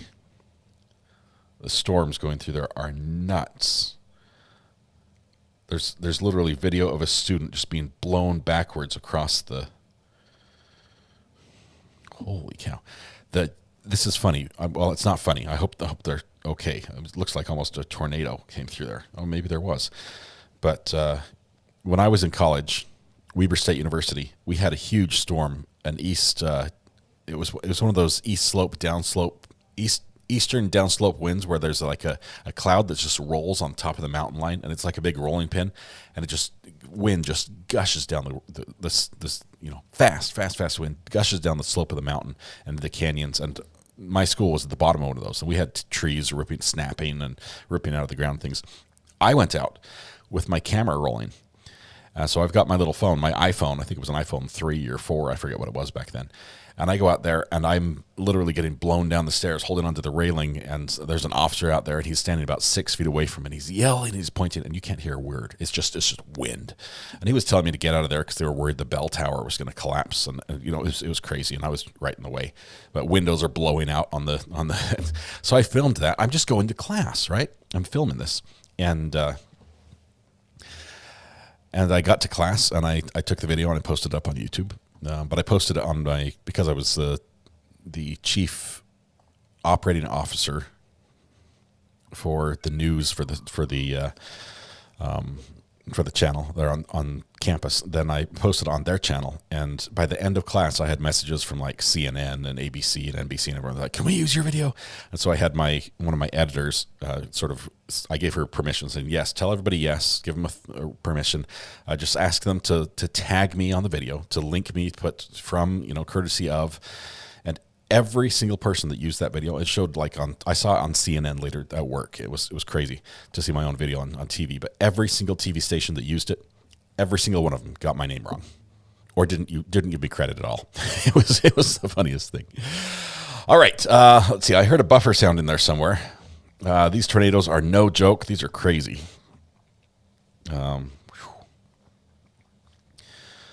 Let's see. Where was the buffer sound? I thought I heard a buffer sound. Here we go. Please be weather aware, especially in the tri-state area, Kentucky, Illinois, Indiana, and Ohio, especially buffer. Long track tornadoes expected. It's just a matter of where per Weather Watch. Kenny Peterson says, sorry, stepped away. First, I had heard anything about a radio being found with the body. Thoughts? I believe there was a radio found on the body. Too bad you didn't get paid. I did not, but my video had like 64,000 views just while I was in class, and for me, that was like I was Mr. Beast in that moment. It was incredible. I'm like, I made a big time. Got no money for that, zero, but it was fun and got some good video.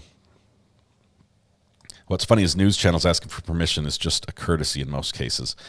Yeah, I could sue them. I mean, you can sue them if they take something without permission, but it's difficult. And with news, they have some leeway. They have some, legally, they have some leeway. I love watching the live streamers, tornado chasers. It's like being in a car. It puts me to sleep. Lizzie, I might need to get my my live view out and send it to a chaser so we can get some really good footage from on the road. It might help to have 4 signals to sending a video instead of just one. Let's see. Stormy in central Indiana. They were thinking he was a bird watcher. Original said, my daughter did something that went national and they never mentioned her name at all. Yeah, that's the news for you. As soon as they have permission to use it, they just run with it. They could care less about the credit. Although they do a little bit better when they take something straight from someone's social media account, especially like TikTok, because TikTok will watermark it. But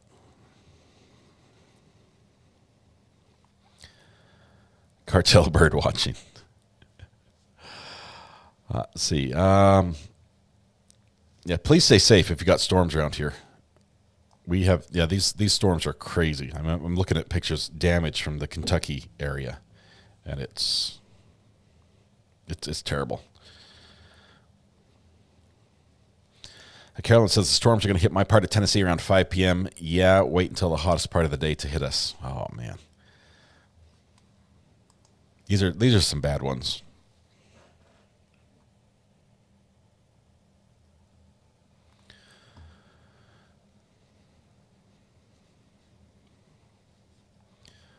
Let's see. Anything else we have? We're waiting for nothing to show you in the updates for.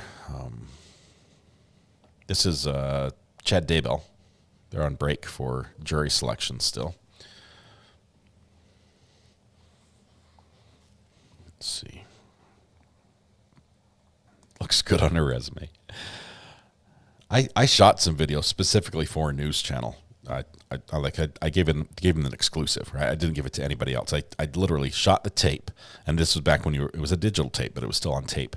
And I shot the video on a little mini DV and took it in and handed it to them and told them they're the only ones to get it, and I wanted credit for it. And just credit. I wasn't saying, hey, you need to pay me for this video. And I was literally on scene when an accident happened. It was gripping footage. I was there as the fire department rolled up on this incident. It wasn't fatal either, which was good. And but lots of really good video in there. And it turns out like something big happened politically that day, and my story got bumped and never ran. So I never got the credit. I'm like, man, and I couldn't give it to anyone else because I promised them exclusivity, and so they had it and then didn't run with it. And it's like buying somebody's story rights and then not making the movie. But the Nixon, no, nothing political.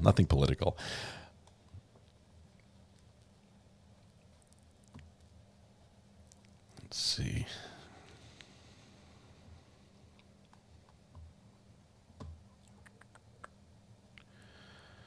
As far as I know, PA should be okay. Last I looked, is it? I see we're supposed to have storms coming on Wednesday. Let's see. A thumbnail rundown. Kill a little time. We can do that. Give me just a second. Oh, that's not it. Let's keep the audio on. Give me a second. Let's get there. Okay, here we go. All right. Thumbnail rundown. We might need somebody to explain some of this because there's a lot to it. Okay. We have the Border Patrol blimp in the top corner. Keep an eye over everything. We have the flashlight with duct tape on the cactus, just on the right side. We've got the rearing horse near the barbed wire, bob wire, because you see its name. Hello, my name is Bob over here. We've got the flashlight. We've got a little target. Well, I'm not sure what the target for. Is this a woodpecker? Is that a woodpecker? I think it's a woodpecker. Bottles of water by the trough. We have a fountain. Okay, we've got a call coming in. Let's see what this is. Call from. To accept, press 1.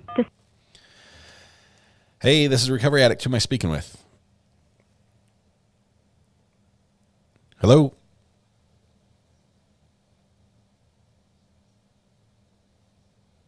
I don't know why. This number, the 913 number, I can never hear them. It's like it just doesn't work. Hello, are you there?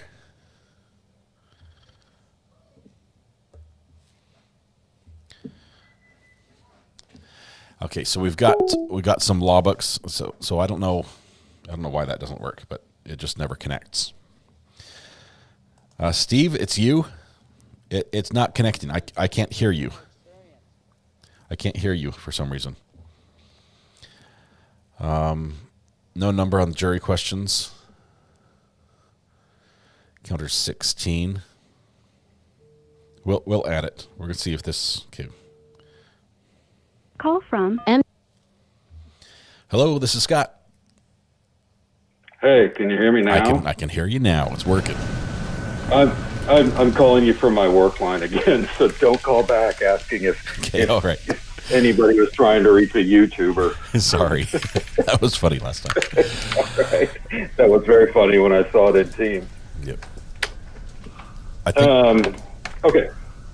Go ahead. The thumbnail rundown there.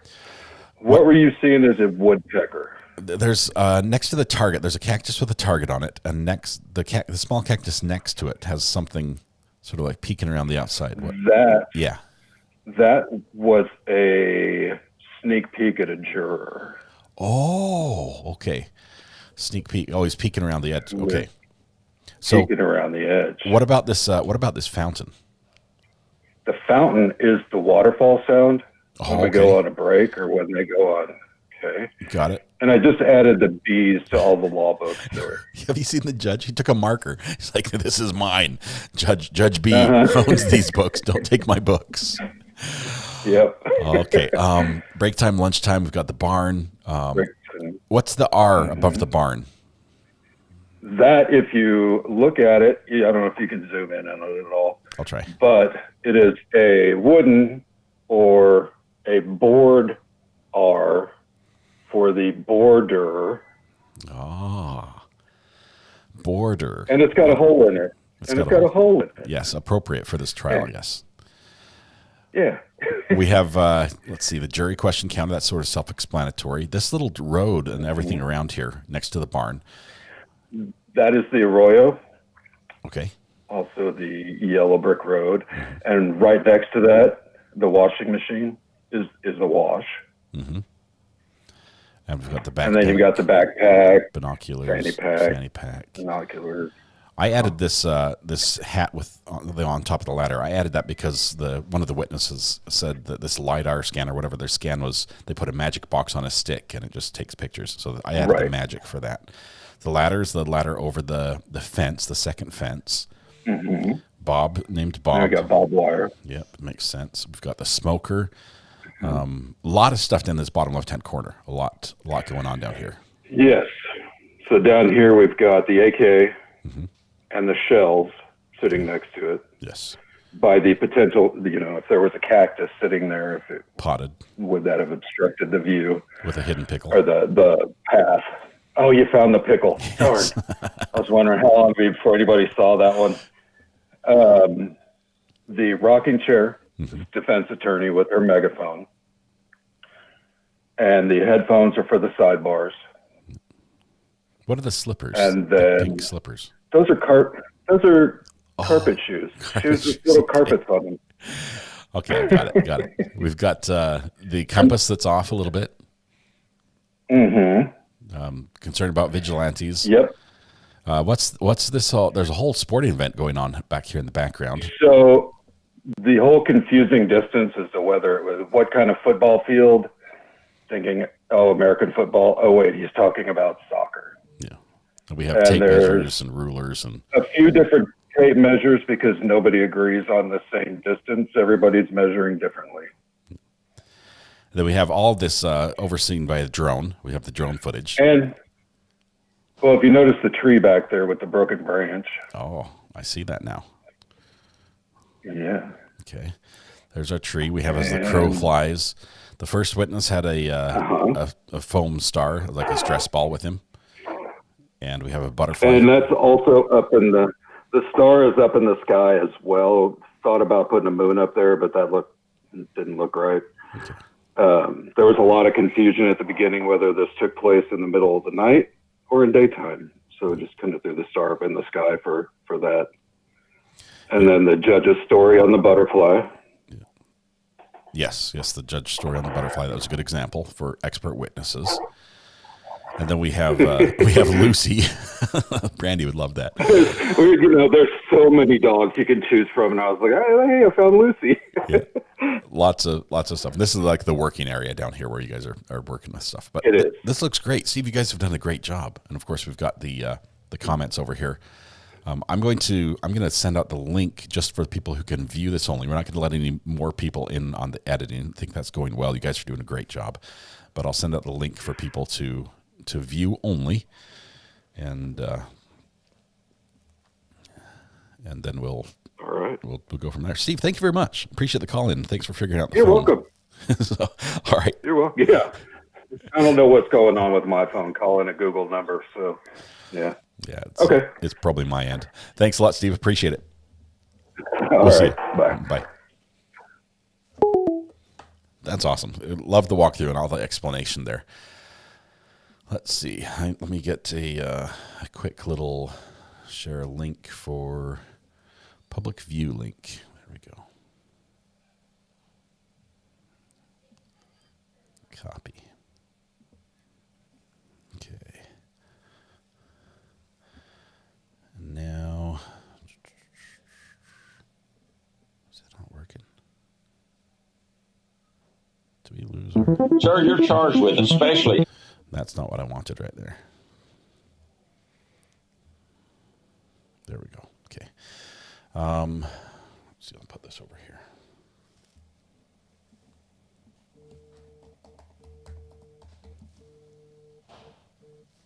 Call from Meanie Banana. Hey, Meanie Banana. This is Scott. How are you doing? Hi, Scott. Was there some mention about a metal detector trying to find the bullet? Or was that you? There was early on during like opening statements, and I think maybe a little bit after that. But let's see if I can. We need to have a metal detector in there. It might go in there. It might go in there. I think we had one before, and it might have not made the cut. But we'll see if it comes up again. Oh, okay. Well, I figure since this is your phone now, it has to have a metal detector. That's just a must. I have almost nothing to do with this one. The creative artists are taking over and doing a great job. So. I know, it is great. I love it. Yeah. But it's all right. We still have a few more days left to trial, Meanie Banana. So we'll see what ends up in there. Yeah. All right. Thank you so much. Appreciate the call. We'll see you. Take care. You too. Bye. Bye. Let's see. I've been ignoring chat, and I apologize for that. What about Jeremy from BP? Is that what the BP blimp is? I thought it was Border Patrol. It's by far my favorite chat thumbnail. Betsy G, this is a good one, and it's probably because I'm not making it.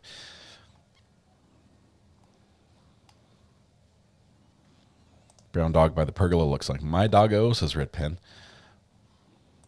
Bob looks like Buttercup. We have lookalikes for all this. A couple more minutes left on the break, and we'll be back in court here in a little bit. Let's see.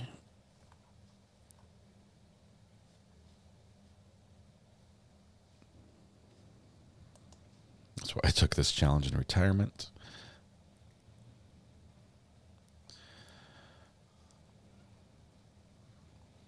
All right.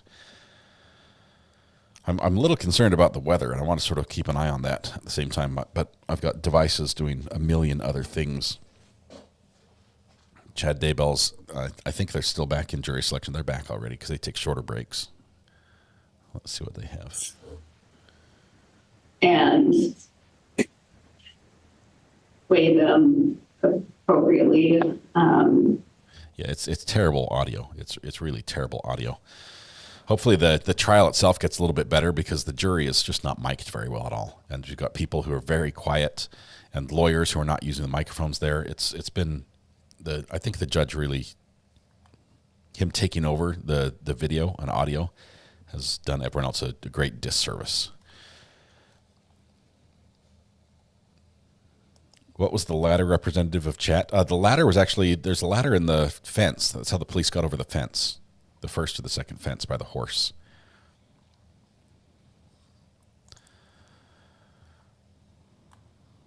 But I'll keep an eye on the Daybell thing. My video is 62% rendered, so after that I can upload it over on Top Mark from yesterday. And we are an hour and 47 minutes into the recording. I think we got some video coming up here from court. Hold tight. Had a wedding cake I made featured in Martha Stewart weddings, and they called to confirm my name, but never put it in the magazine. No. Wendy, that's amazing.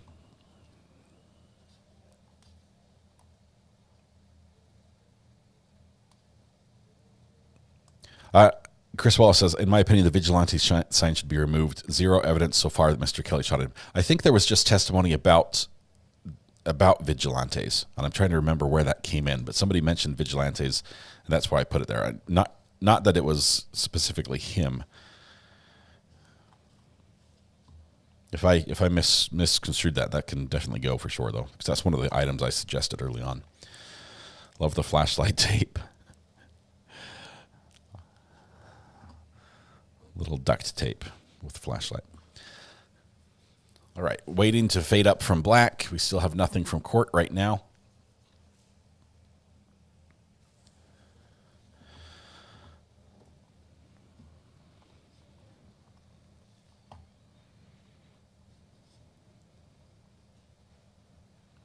I think the lady with 5 kids running a daycare should be excused. Red Finch, a lot of people are going to be excused. I think in this Chad Daybell case, I think they're not going to make the cut.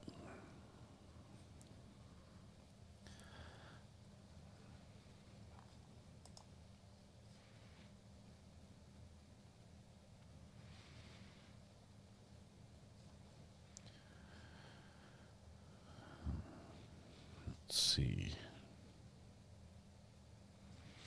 Yeah, the stabbing one looks that's a rough trial. That's a bunch of kids playing in the river and a knife. And drunk. It's a bad mix.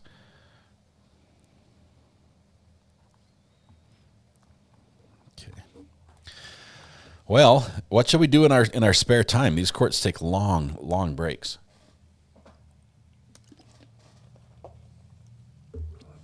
I think I should tell you that yesterday, during our first live stream, it was April Fool's, and we did a live stream first thing in the morning, and I pulled a little bit of a prank, and I have the ability to pretend to be very serious about things that I'm not serious about, and it fooled a few people, at least briefly, and I think it fooled some people long enough that I actually went back. I lost about 20 subscribers during that prank.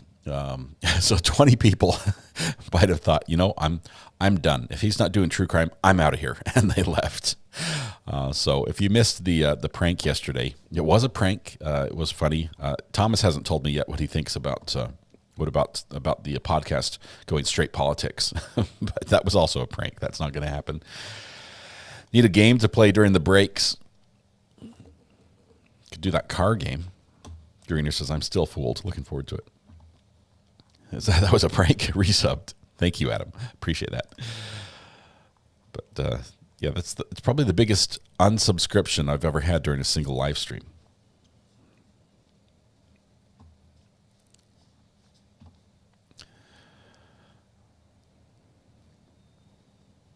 That's the tubing river you mentioned earlier. Yeah, I've seen a little bit about that case. It seems a little bit just brutal. Stabbing generally is. I mean, the shooting cases that we follow, they're violent. There's no doubt about it. I mean, there's a lot of violence involved in shootings, but a stabbing is just so personal and it's an intimate attack, just because of the proximity, and stabbing multiple people. That's crazy. You're saying you've never offended more than 20 people to unsubscribe at a time? Yeah, I've been fortunate. Paula Mackey, good luck on your Zoom meeting. Send us the link. Let us join. No, just kidding. Don't do that. That would not be good. Are you doing bathroom remodeling exclusively going forward? It seems that way. Actually, we're taking a break today. I took all the walls out of the bathroom. So we're all the way down to the studs, all the way on, and it's clean. It looks good, and it's good. The wood is just, you don't get wood like that. This is 115 years old. and it's beautiful. It's beautiful. I mean, some of these timbers are like axe-hewn timbers, and they're amazing. And anyway, it's nice. It's level. We're going to put drywall over all of it, just half-inch drywall. But tearing the walls out was like half an inch of mud, cement, and then half an inch of wood slats. We took that out, so we actually got a little bit of room. Let's see. Here we go. Pours over the floor because he's a heathen. Can you hear me okay? I can hear you. Yes. Okay, perfect.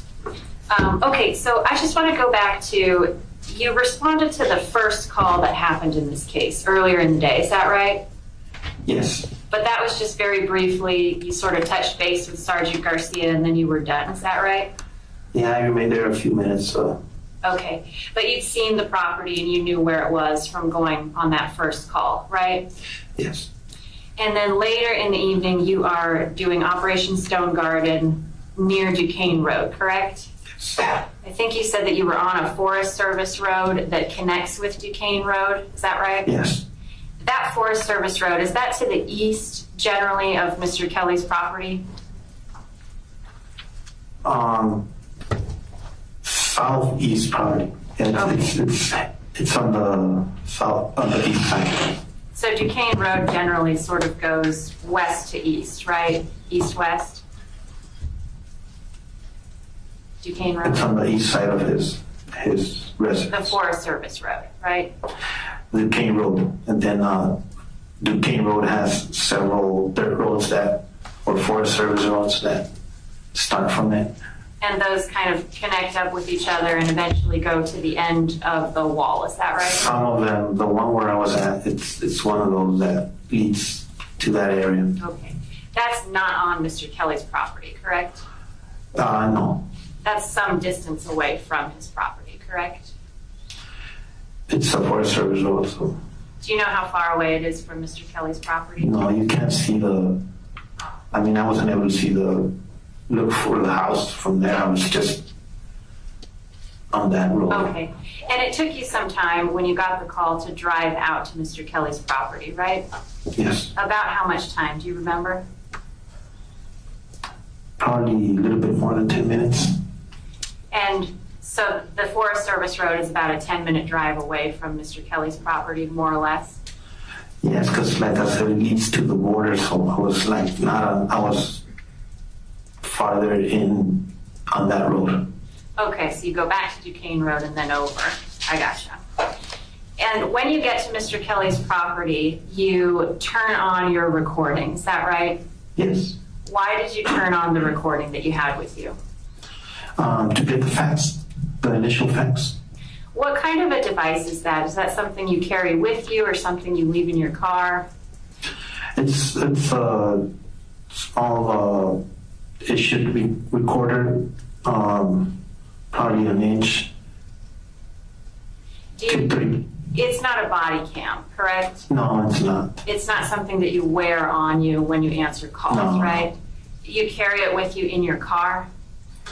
Yes. And you bring it out if you ever think, I need to record something, is that right? Yes. Do other deputies have the same recording devices in their cars, do you know? I don't know. Okay, but yours was issued to you from the Sheriff's Department? Yes. Okay, so you take this recording out and you begin to record when you arrive at Mr. Kelly's property, right? Yes. And that's the recording that we heard, and that's the transcript that you have in front of you, correct? Is that a yes? Yes. Okay. And you mentioned making a correction to your police report, right? Yes. And I want to just kind of drill down on that a little bit. So you document in your police report what you believe Mr. Kelly said to you. Is that correct?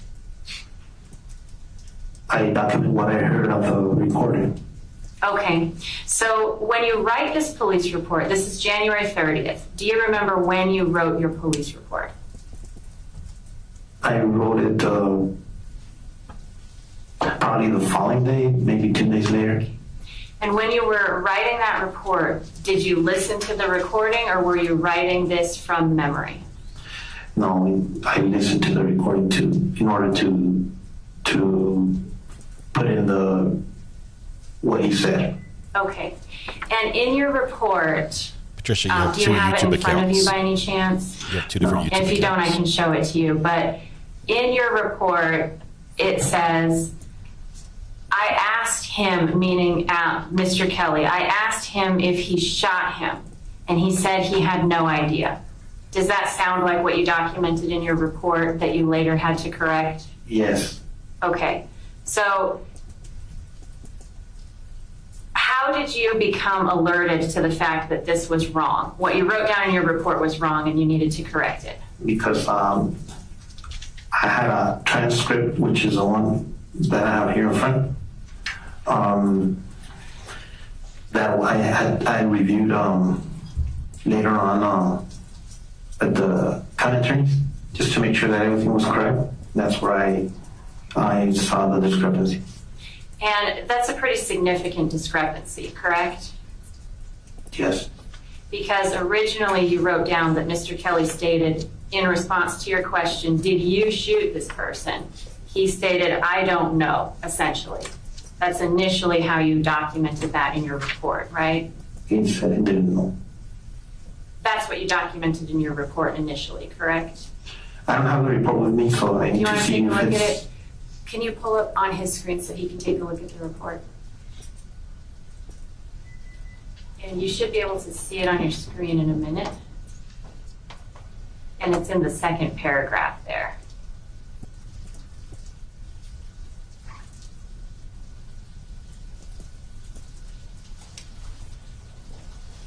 Oh yeah, I see it. You see it? And so it says, I asked him if he shot him, and he said again he had no idea, right? He said. And so that the implication there is that you asked Mr. Kelly directly, did you shoot this person? And he said, I don't know, right? That's the implication of what you documented in your report, right? Report. And that was not correct, right? No, it was who shot him. And that completely changes the meaning, right? Yes. You asked Mr. Kelly who shot him, and he said, I have no idea. That's very, very different, right? Yes. And so you obviously needed to make that correction because that was a significant error, right? And it's really a good thing that you have this recording, right? Yes. Because then you could look back and go, oh, wow, I wrote down the wrong words in my report. I need to change those, right? Yes. And that only happened when you reviewed the transcript, correct? That's when you caught that error? Yes, when since it's on the transcript, it's like word by word. You stopped recording Mr. Kelly at some point, correct? Yes. Why did you stop recording him? He went to pick up his jacket, and I stopped the recording when he left to the house. And why did you stop the recording? Because he was not with me at that time. He left to his house. But then he came back and joined you and showed you where the body was, right? Yeah, he came to me with me at near the trailer. And just to be clear, when he first encountered you and you came up to the house, he said that there was a dead body and it was a person, correct? He said it was a dead, fresh body. And if you have the transcript in front of you, Yeah. and it's on page 1, and I'm looking at line number 21. Do you see that? Oh yeah, it's a person. So that's the first time he's encountered law enforcement on his property since he discovered this body, right? That's you, right? You're the first person he encounters, right? After discovering the body? Yes. Yeah, he said he called the Border Patrol, and then they called us, and I got there first. You got there first, and he tells you there's a dead body, there's a person here, right? Yes. Okay. And so after he goes to the house to get his jacket and he takes you out to go see the body, why don't you start recording again at that point? My recorder, I put it in the console, and when Officer Rodriguez was was arriving to the gate, I stepped down the vehicle and left it in the console, center console. Was it out of battery or something? Or did you? No, I inadvertently left it there because I had put it in there when I was when I stopped recording. Okay. And Rodriguez, he wasn't recording either, as far as you know, correct? I'm not sure. I don't know. And any conversations then that you have with Mr. Kelly and when Rodriguez is there are, to your knowledge, not recorded, right? From my part, they're not. Okay. When you went out to go see where the body was with Rodriguez and Mr. Kelly, is that right? Yes, the three of us went over there. I think you said that Rodriguez examined the body. What did he do to examine the body? Can you explain that? He kneeled down and he had his back onto us, but I know he was checking for a pulse on the body. You know he was checking for a pulse? Well, like I said, I mean, he minutes later he said the body was deceased. Okay. So he was checking to see if it was alive. Do you remember if he put gloves on before he did that? No, I wouldn't. That was kind of maybe 10 feet, a little 12, 13 feet. So you don't remember and you didn't see that? Like I said, I stayed far from the body so as to not disturb it. And then he walked to it and now down and started checking on the body. Did you see him lift up any part of the body or touch the body in any way? I don't recall. I don't know if he lifted the body or not, but he did say minutes later, a few seconds later, that it was not alive. Okay.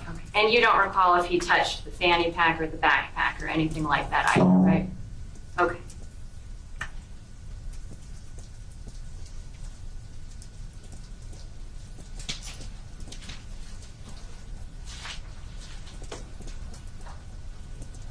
You go back, so Rodriguez tells you essentially to go back with Mr. Kelly, right?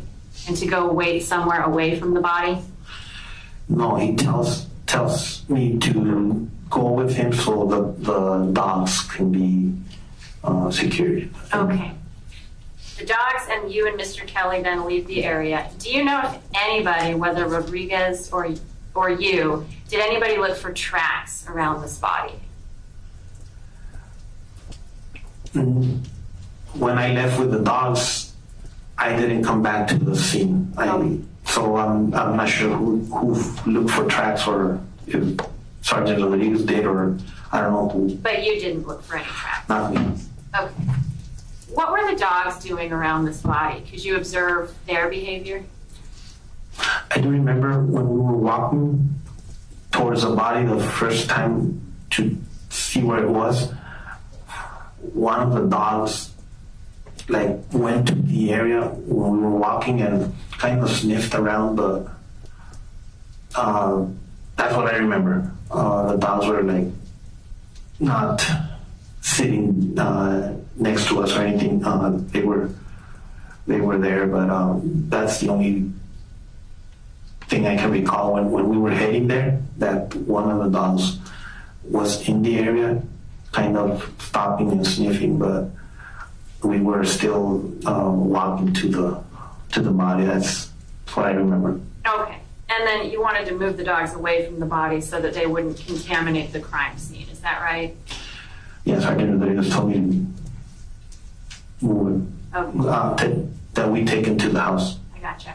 And then you said that you're with Mr. Kelly, and at some point, I think you said it was Pacheco comes and puts him in handcuffs and says, we need to get a statement from you. Is that right? Yeah, Sergeant Pacheco arrived later on and told him he needed a statement from him. And then put him in handcuffs and took him Yes. in. Nobody attempted to get a statement from Mr. Kelly on the scene. Is that right? No, when I walked, we just walked to his house. And do you have any idea why nobody asked him any questions on the scene about what happened? Well, from my part, when we saw the body and it was deceased, I mean, we know that we're gonna need a statement from him, but it's gotta be a formal one, so no questions were asked. And from my side. Nobody asked him to demonstrate on his property, this is what I saw, this is where I was, this is what I did. Nobody asked him to do that, correct? Not from my part. Okay, so they just took him in and took him without asking him anything on the scene. I want you to describe this area for me just a little bit, because you were there earlier in the day and then you came for this second call as well. Can you see the border wall from this property? I don't recall. I know when I got there the first time, I went around and towards the south side, southwest side, and where the vehicle for Sergeant Garcia was at. She was on the road, on dirt road. So that's when I met with her. But I really don't recall viewing the wall. You can probably see it from there, but from my part, that day I didn't look for the wall or anything. I just went over there and see if we could find Mr. Kelly because of the concern that... It would be pretty far off in the distance then. Is that fair to say? Yes. So if a witness described the border wall as being just 2 football fields away from this property, that would not be accurate. Is that right? Like I said, I mean, I don't know how far the wall is from there. It's not near. If it were 2 football fields away, you would have seen it, right? I would have seen it. And if a witness, you saw where the body was in relation to this house, is that right? Yes. If a witness said that this body was 10 yards away from the house, that would be incorrect, right? It was to the east and probably more than 200 feet. So 10 yards is definitely not correct. Because he's got a fence. He's got like a horse fence. And then my question is just 10 yards, definitely not correct, right?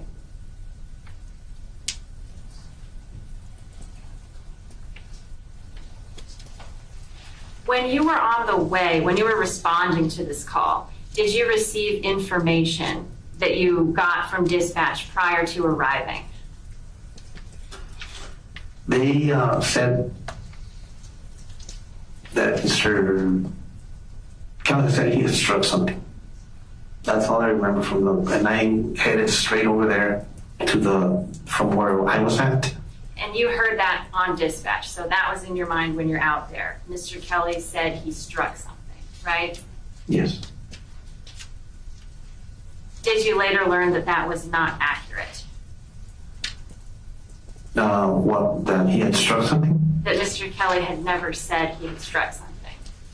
I'm not even sure. I haven't reviewed the radio announcer, the recordings. But, so you don't know who reported that or how it got transmitted to dispatch, right?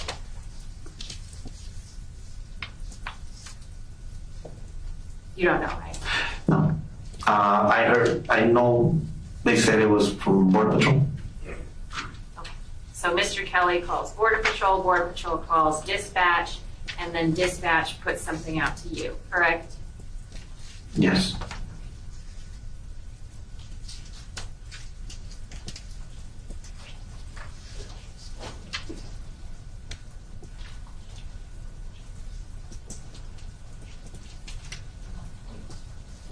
We have a moment here.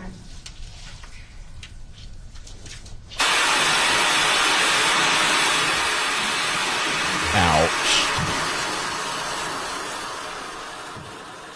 I didn't know that. Can we have a moment, Your Honor, means can we deafen everyone in the audience, please, Your Honor?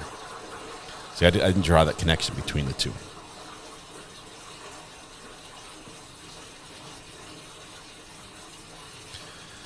They have not yet proven that he struck the victim. The victim definitely got struck, but we're waiting to see if they can prove he struck the victim. It may be a situation where he did, but it never can be proven. unfortunately, or fortunately, depending on how you look at this. That might be the When Rodriguez was checking the body, did you notice any blood stains? Did you see anything like that? I saw like on this area, blood stain. Okay, and that's when you were standing further away after you Yeah, I went never out. got next to the body, just from the distance I was at. That's what I saw. And as far as you know, other than taking the dogs away from the area where the body was located, did they do anything to protect the crime scene at that point? Did who? Did anybody that you know of do anything to protect the crime scene at that point? I left with the dogs, and Sergeant Rodriguez remained there. From there on, I don't know what happened there, but he stayed there. Was it dark outside? It started getting dark. I don't have anything else, Sharon. Redirect examination. Thank you, Ayden. Deputy, was there anyone around to protect this crime scene from? Yes, Sergeant Rodriguez. So, was there anyone in the area that you needed to, like, protect the crime scene from? That's the question. Is this a rural area? Yes. Is there anybody on the property other than Mr. Kelly who's with you that you're aware of? At that time, no. I know that probably his wife was in the house, but I'm not sure if she was or not. Are there crowds of people milling around that you need to make sure don't make their way to the body? No.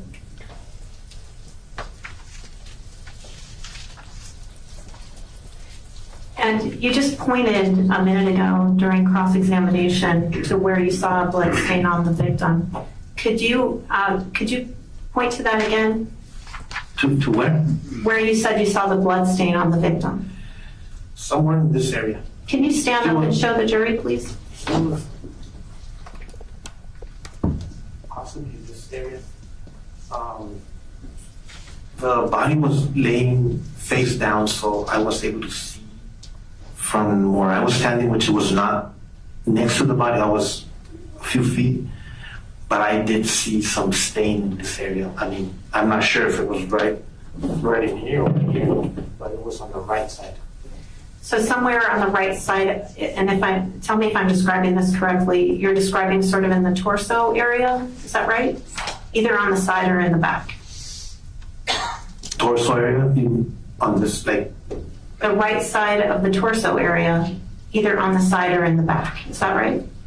Yes, somewhere in there. I mean, I didn't, because I could see the stain, but exactly pinpointed. But I did see blood. On the right side of his... On his right side, yes. And he's laying face down, so on the back. Yes.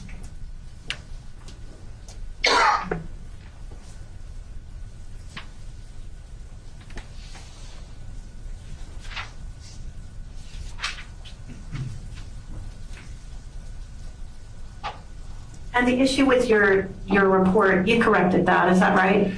Yes, I did. And your recording actually went directly into evidence, is that right? Yeah, yes. So if anyone wanted to listen to your recording, they could have listened to it right away without your report, correct? Yes. So you don't know if anyone ever actually relied on that error in your report, do you? I don't know.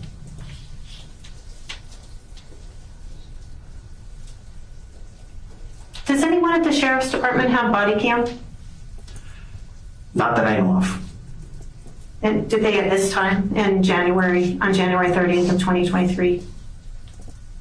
No, I don't think there's anybody with cams. So the only way you can record is with those recording devices that you referred to, is that right? Yes. And defense counsel asked you about the area where you were and how long it took you to get to the Kelly residence. Could you describe how you had to drive to get there? When the call came up? Yes. So I was Second on call. second call. Yes, I was. So if you take Duquesne, it leads to the road where I was at, which is FSR 4667. When I was in that area, it was, I mean, like always, like we just check to see, since it's near the border, just check, go drive slow and check to see if there's anybody, see any movement.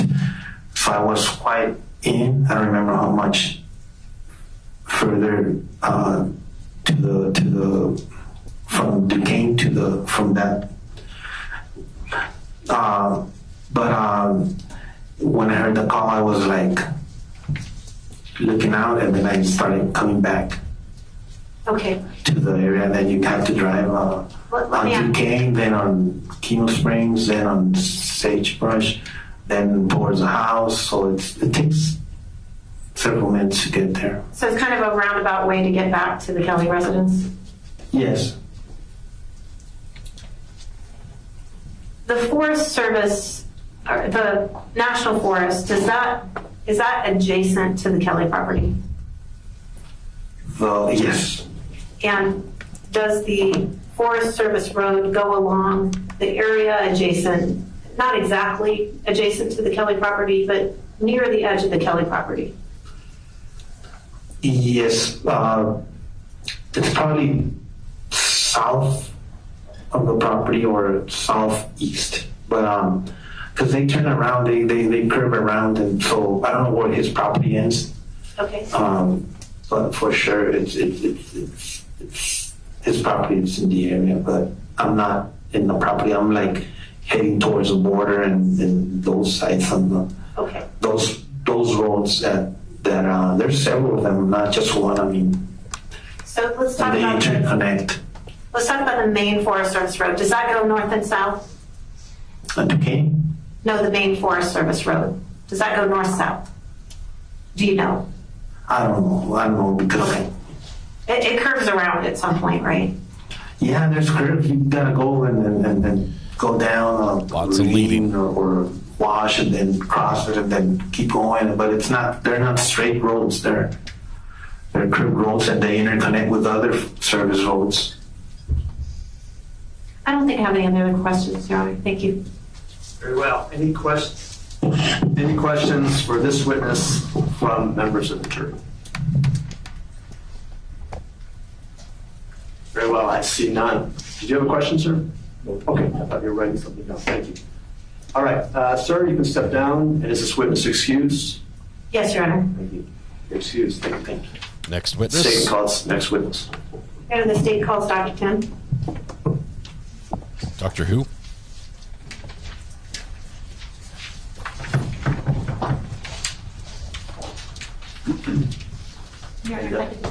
Yeah, I was going to say, let's collect the transcripts.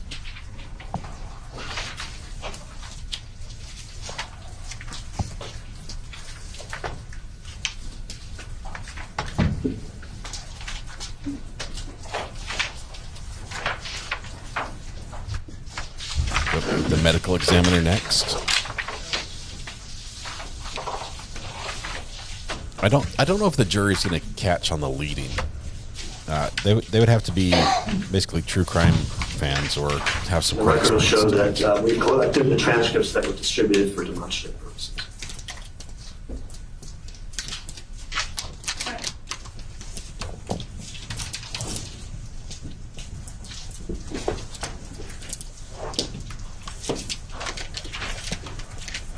Do you solemnly swear that the testimony you're about to give in the matter before the court will be the truth, the whole truth, and nothing but the truth? So help you God. Here.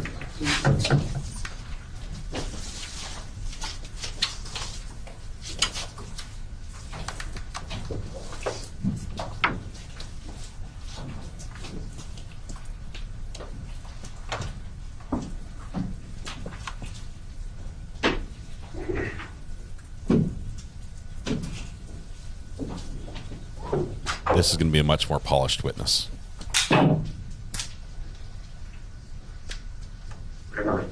Good morning. Good morning. Can you just briefly introduce yourself to the jury? I'm Dr. Krista Tim, Timm. And where do you work? And I work at the Pima County Medical Examiner's Office. so you don't work for the county. You don't work for the sheriff's department here in Santa Cruz County. No, I do not. You don't work for sheriff. You don't work for Santa Cruz County in any capacity, right? Correct. Now, sometimes the county, like Santa Cruz, will ask for the services of Pima County to help out with cases like this, right? Yeah, we cover medical examiner office duties for Santa Cruz County and various other offices in Arizona. And how long have you been with the your department? 5 years. And let's talk about your education experience. Where'd you go to school? I graduated from medical school at the University of North Dakota School of Medicine and Health Sciences. I then did a anatomic pathology residency at the Cleveland Clinic in Cleveland, Ohio. I then did a forensic fellowship at the Cuyahoga County Coroner's Office, which is now Medical Examiner's Office, also in Cleveland, Ohio.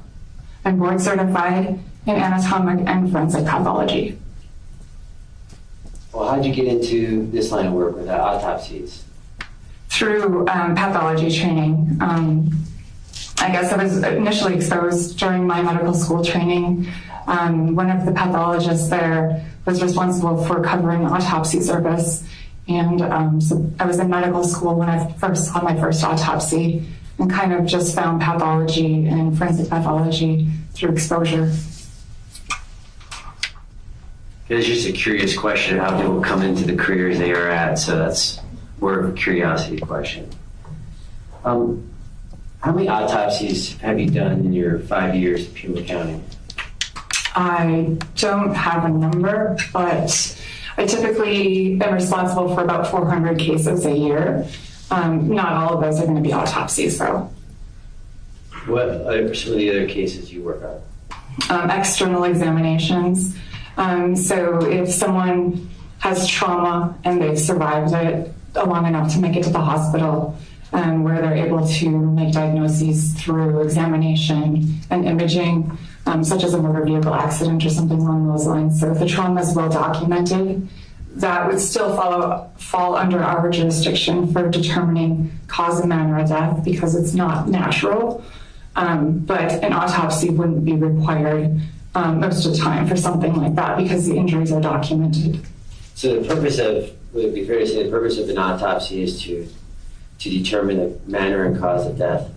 Mostly the cause of death. Okay. Is of those 400 cases, how many are autopsies, approximate, per year? How many of them are autopsies? I don't know, maybe half. Okay. There's no test here. There's no. I'm gonna come. Yeah, I don't. It's not numbers that I keep track of. There is a test. Don't believe him. So in 5 years, then you handled about 2,000 cases, autopsies, and other examinations, right? Yeah, of my own, correct. Of your own. And how many other doctors are in your work facility, in the department there? There's a chief medical examiner, a deputy chief medical examiner. There are 2 other full-time doctors, it calls the worker bee doctors, that are handling the bulk of the cases. And then we have a split position, so 2 other doctors that split a full-time position. And we also have a forensic fellow who's in training to become a forensic pathologist. He's a jolly good fellow. 7, 8. 7 or 8. And of the 7, 8, do you guys do like rounds? Do you guys discuss your cases with each other? Yeah, in various capacities, but typically our day starts meeting at 8 o'clock, where the doctors who are on the schedule for autopsy service that day meet with the chief or the deputy chief, whoever's running the meeting for the day, as well as people throughout the office, investigators, anthropologists, the autopsy assistant staff, and students or people that are rotating through. We all get together for a morning meeting to discuss the cases that we have to handle that day or in the short term. So it would be fair to say in the 5 years you get a pretty good breadth of a variety of cases that come through that office? Yes. And you discussed those cases with other practitioners, right? That's correct. And so before you became at the Pima County Coroner's Office, what was your career before that, before you stepped into Pima County? So following my fellowship in forensic pathology and becoming boarded, I stayed on at the Cuyahoga County Coroner's Medical Examiner's Office. And I worked there as a forensic pathologist from 2010 till 2015, at which point in time I took a job in Denver and was working as a forensic pathologist at the Denver office of the medical examiner. I worked there up until I was offered a position in Pima County in Tucson in 2019 when we moved here, or moved to Tucson. So I worked as a forensic pathologist my entire career. So let's just jump to, were you involved in a case dealing with a shooting on January 30th? Yes, I was. How were you involved, and how did you get involved? I was the autopsy physician. It was a case that was assigned to me that day. And would that be just on call? You guys are all on call, and certain people accept the phone call if someone's on duty, and that's the call they take, right? The schedule is made out months in advance, and most days of the month there's going to be either what's called a D1 or a D2 doctor. So the primary doctor is the D1 doctor. They're going to be assigned the cases that come in that or are more complicated or that law enforcement is going to want to be in attendance for. And then after that, it's the D2 doctor is going to do the rest of the workload for the day. Typically, the caseload has increased, and now we have a D3 doctor a lot of days. So. And were you asked to perform an autopsy on a body that came into your facility? Yes. Do you remember what day that was? I could look at my report. Sure, if you want to refresh your recollection, you can look at the report.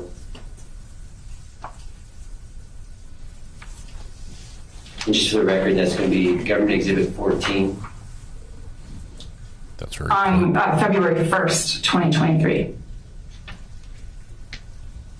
Do you remember what time of day that was? The autopsy began at 8:30. 8:30 in the morning. Correct.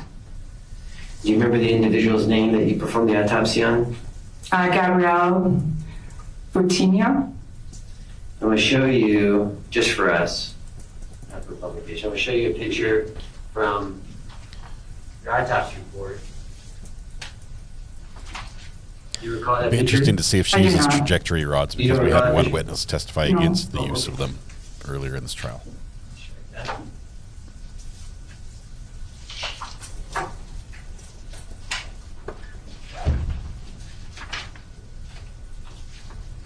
Let me go to your. Do you have your report in front of you? I have my report, yes.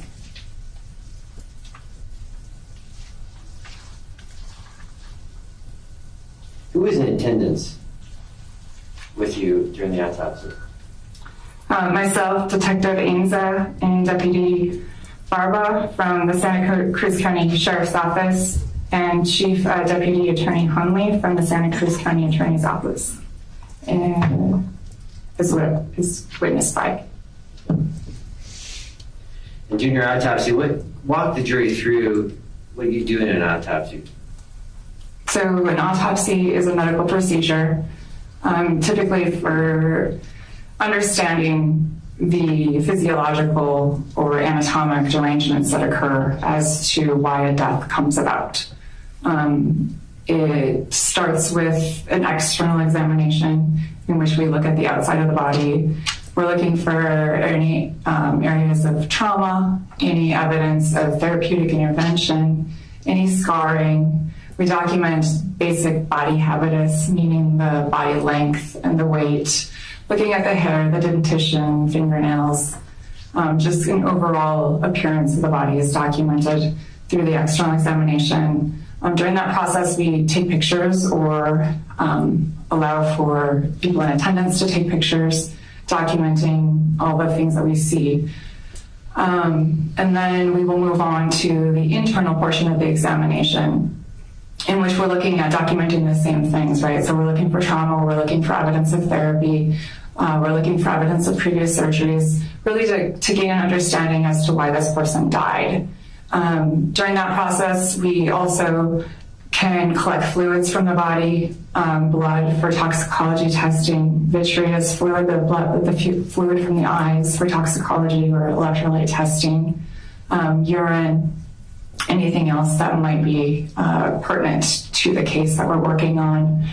And then the body organs are removed from the body, and we take weights of all the organs, and then we section the organs with a knife to look for evidence of natural disease or documenting trauma. So each organ is processed in a similar fashion. We collect small samples that will be put in a fixative. If we wanted to look at them under the microscope, sometimes the cause of death isn't often identifiable by the naked eye, and we can look at them under the microscope, so they can be embedded in paraffin and cut into glass slides, which will come back to us about a week later, and we can look at those slides under the microscope. Things such as like an acute heart attack might not be visible grossly, but under the microscope we can see the changes and make those diagnoses better. And then pictures can be taken along the way, and then the organs are all returned into the body cavity. The body is sewn and released to the funeral home or wherever the family chooses to have the remains taken after we're finished. At that point in time, I will dictate my findings to a transcription company, who then generates a report and sends it back to me.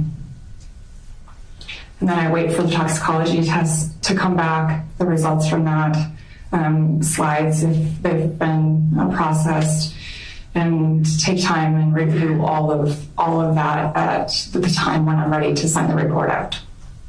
So do you recall, and you recall this case, right? You recall this victim in this case, right? Yes. Do you recall how the body came to you, came to the morgue? Came to the coroner's office, I mean, do you recall what condition? Was it in a bag? Do you recall that? Yeah, it was in a body bag. In a body bag. And Detective Ayden was there? Do you see him at the council table? Yes. And he was there? Yes. Was he in custody of the body? Do you know? I do not know. Okay. And then was there an unwrapping of the body? Unzipping of the bag? Correct. Okay. And who did that? Did you do that, or did Detective Ayden? Typically, that's what I would do. I look at the body bag and document whether there's a seal on the bag. So if the zipper has a seal around it, and take a picture, and then I usually cut the seal and unzip the bag. I also usually have autopsy assistants that are helping with that process, but in cases in which there's suspected trauma or inflicted trauma, usually I'm the person who will remove that seal and open the body bag to expose the body and take pictures as to how the body is received in our office. Do you recall if you did that in this case? Most likely, yes. That's your habit? Yes. Okay. And did you take photos, or did Detective Ayden take photos? I took photos, and Detective Ayden did. We both did. I'm going to show you one of your photos in Government Exhibit 14. This is your report. You recall that photo? Yes. Is that the person that you received for the autopsy? Correct. You're going to move to admit, I'm going to call that 14, Government Exhibit 14A as an apple. No objection, Your Honor. Thank you. 14A is admitted. Move to publisher. Hold on a second. So, hold on a second. You know what you're going to see. Your Honor, just for the record, I'm going to keep it very sanitized. So I just want to give them a heads up, so they know what they're considering. Permission. And who's that? Do you recall? That's the decedent, Gabriel Buitimea.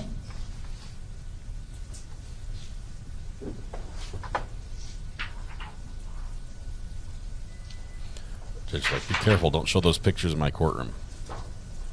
They're showing those pictures.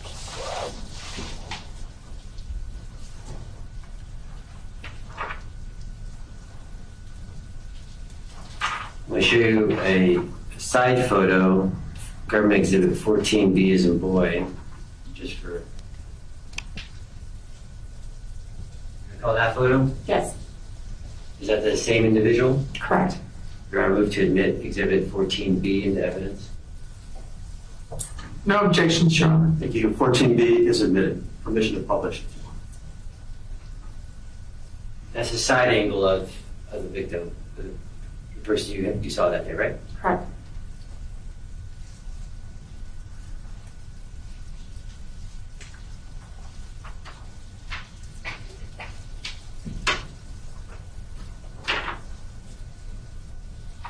I'm going to show you Government Exhibit 14C, as in Charlie.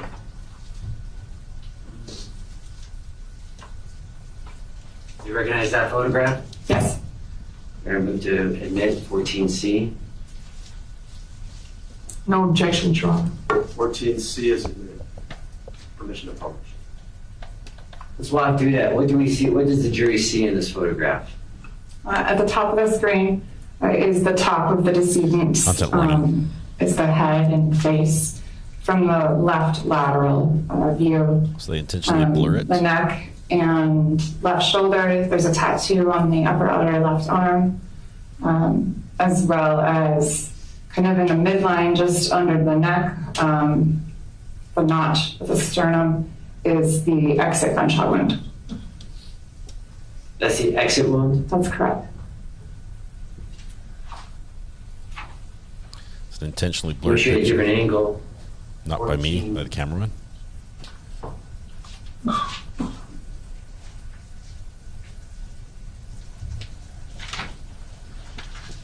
you recognize that photograph? Yes. Is that a different angle of the same injury? Correct. Same exit wound? Yes. Move to admit 14D as in dog. No objection, Your Honor. 14D is admitted. Permission to publish.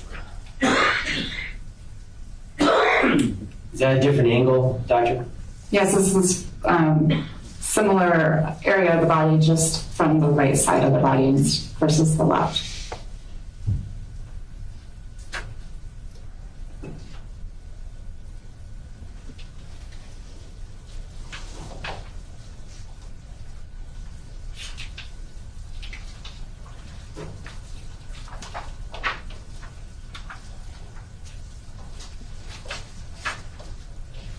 I'm going to show you 14E as in echo.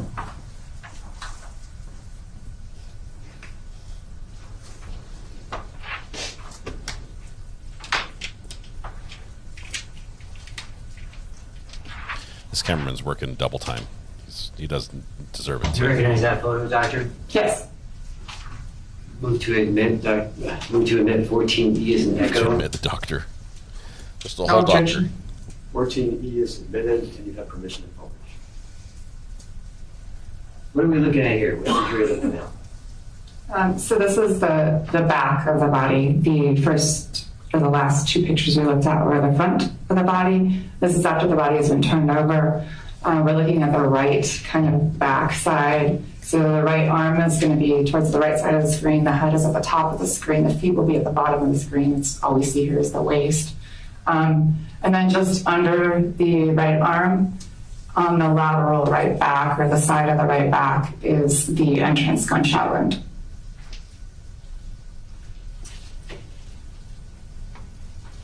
That's the entrance? That's correct. The entry wound? Show me, just show both of them together. I'm going to flip flop. So that's my entry wound, correct? Correct. That's 14B as in echo. And I'll show you 14C as in Charlie, and that's the exit wound, right? Correct. So can you explain how that works? What's the bullet doing with the body, the entry and exit wound? So typically, in general terms, entrance gunshot wounds are generally going to be more round and regular, have smoother margins. They will typically have an associated marginal abrasion that's usually smooth and rounded as well. As the bullet pushes through the skin, it creates that abraded margin. It's hot and it's moving fast.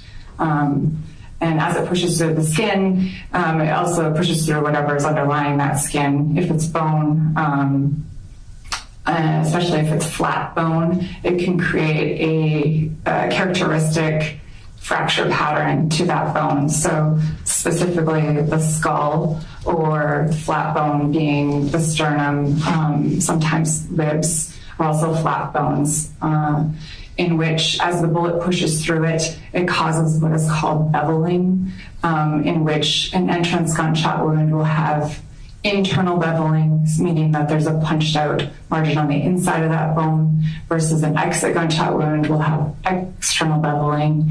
So as the bullet is leaving the body, pushes through that bone, it breaks outwardly. So internal beveling, entrance, external beveling, exit. For flat bones, tubular bones, which are the bones of the extremities, are not typically you're not going to have those features associated with them. So it's something that we see most commonly with the skull, but we look for it in other areas of the flat bones as well. So you can determine based upon the injury, entry and exit. Correct. And just so the jury knows, 14E is an echo, that is an entry wound in your opinion. Correct. That's the right flank side of the victim. The lateral right back. Flank side, somebody said? And 14C is in Charlie. You can tell, in your opinion, that's an exit wound. That's correct. And so can you tell the jury the trajectory of the bullet that's going through? I mean, is it easy for you to describe and show how that bullet is traveling? Sure. It's going from the right to the left, and it's going from the back to the front and upward in the body. That's the trajectory of the bullet in the body. And what, in your autopsy finding, what does it, when that bullet enters the victim's body, what is it going through? What organs and bones and tissue does it go through? Can I refer to my Sure. What if she used trajectory rods? After perforating the skin and soft tissues of the right lateral back, it goes through the posterolateral right 6th, 7th, and 8th ribs, all of them. Intercostal soft tissues, so that's like the muscles and arteries and veins between the ribs is the intercostal soft tissues. There's associated internal beveling of the ribs that are fractured. It then passes through the right lung with injuries of the lower, middle, and upper lobes of the right lung. The pericardial sac, which is the fibrous lining around the sac of the heart, around the heart. The ascending aorta, so the aorta is the major artery that leaves the heart that supplies oxygenated blood to your whole body. The ascending part of it is the very first part after it leaves the heart. And then it goes through the sternum, which is the chest plate in the middle of the chest, and the anterior left second rib, which is right next to the sternum. And there's external beveling, which is, as we talked about, associated with exit gunshot wounds. And then it passes through the soft tissue and the skin of the left chest. There's associated fractures, hemorrhagic lacerations, and retained blood. In the sac around the heart, there's 50 milliliters of blood in the sac that's surrounding the heart. There's not supposed to be blood in that space. There's typically just a very small amount of clear fluid that serves as kind of a lubricant for the heart when it pumps. There's not supposed to be blood in that space at all. And there's 50 milliliters of blood in that space. And there's also 340 milliliters of blood in the right chest cavity. Again, there's not supposed to be red blood freely flowing around your lungs on the right side of the heart or the right side of the chest. And there's 340 milliliters in the right chest cavity.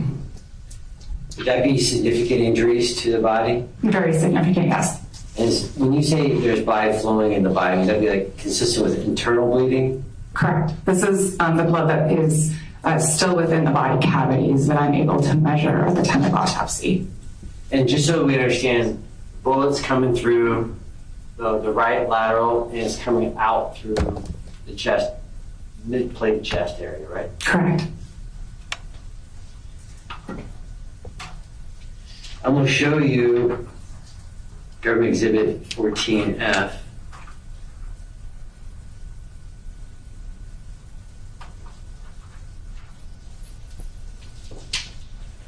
Do you recognize that photo? Yes. What's that a photograph of? It's a closer up picture of the entrance gunshot wound. You're going to move to admit 14F. No objections. 14F is admitted, and you have permission to publish. All right, you already said it, but just explain one more time what we're looking at. This is a closer up picture with a ruler of the entrance gunshot wound of the decedent. You can see the central defect and as well as the marginal abrasion. That pink area around it is where that superficial layer of skin gets rubbed off as the bullet pushes through the body, the skin. Is there something to be said about the shape of the entry wound? In your opinion, anything about the shape of the entry wound? It's ovoid. It's kind of oval, has an oval shape to it. It's just a description, but I wouldn't call it an irregular, which is what we typically see with exit gunshot wounds. This is more rounded and regular with marginal abrasion consistent with an entrance gunshot wound. Let me now show you one more photo, 14G as in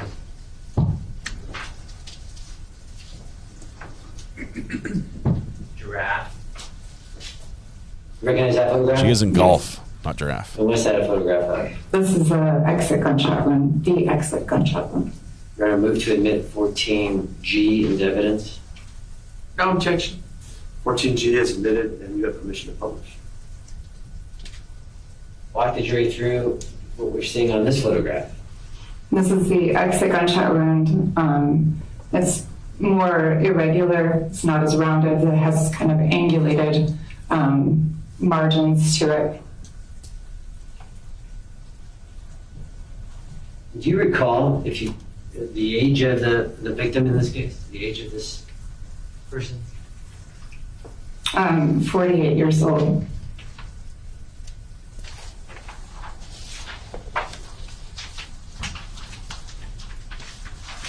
And did you have a conclusion to what had happened to him? A finding? Yes. What's your finding in this case?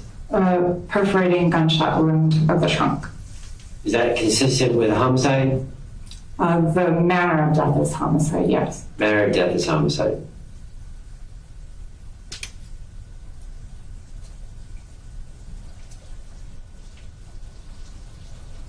And you said some of the blood, you took out the organs and some blood, and you bisected the organs and you sent the blood out for testing. Is that what you did?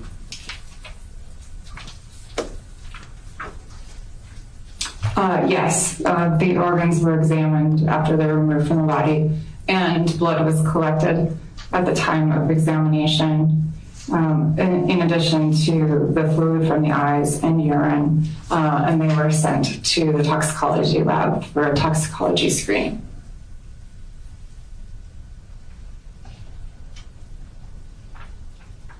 Just 1 second, Your Honor.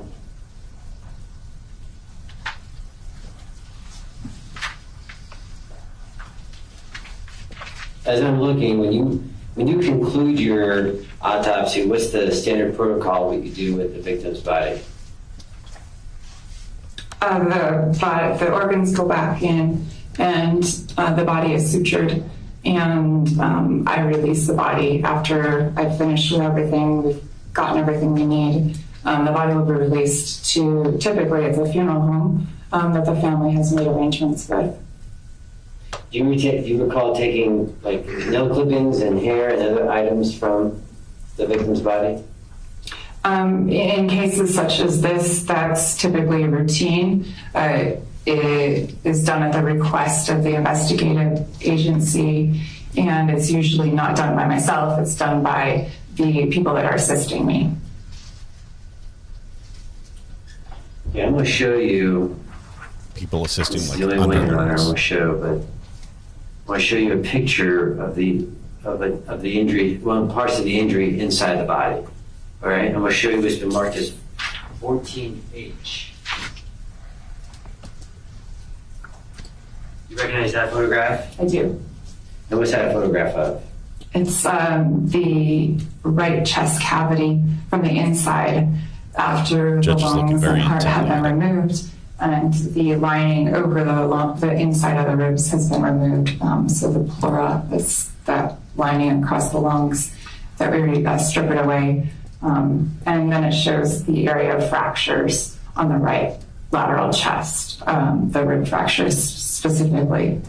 From the injury? From the inside of the body. You're going to move to publish 14H as in house? No objection. 14H is admitted, and you have permission to publish. That's one more time. Just walk us through that. And you can draw on the board on the screen too. Just walk us through what we're looking at on that photograph.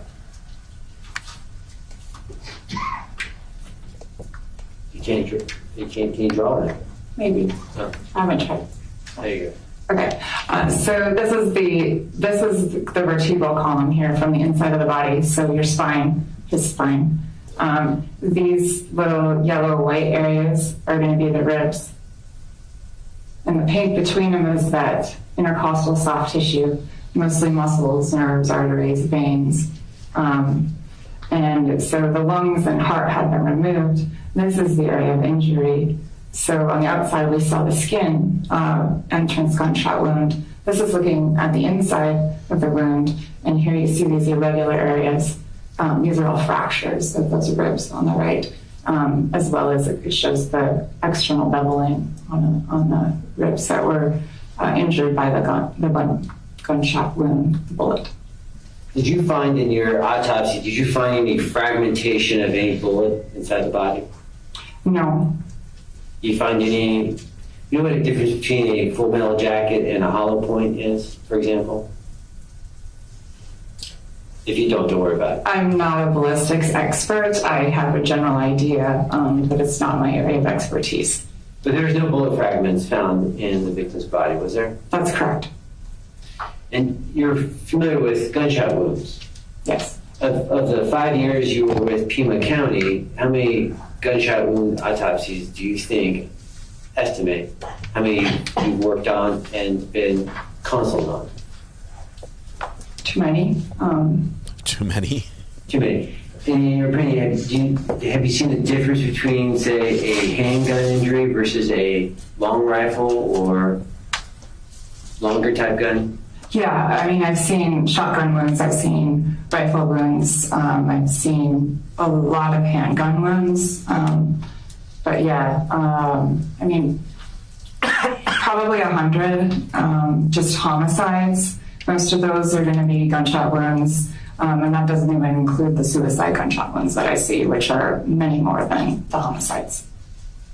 And in your opinion, with we got the entry wound, we have the damage we just saw, and then we also have that exit wound. In your opinion, would that be from a handgun, a shotgun, or a gun like a long rifle or some different kind? Objection, Your Honor. She said she wasn't a ballistics expert, wouldn't have that. She just generalizes the type of weapons that she comes across from the knowledge that's given to her. So I don't think she's personally has that skill set to be able to identify the type of weapon. I'm not saying the actual weapon, I'm talking about the difference between a handgun, shotgun, and rifle. And she's testified she's seen, quote, too many, and so she's seen all three type of injuries in her career. And so I think she can opine on what type of weapon was used for this injury. The objection is sustained for lack of foundation, but you can try to lay additional foundation.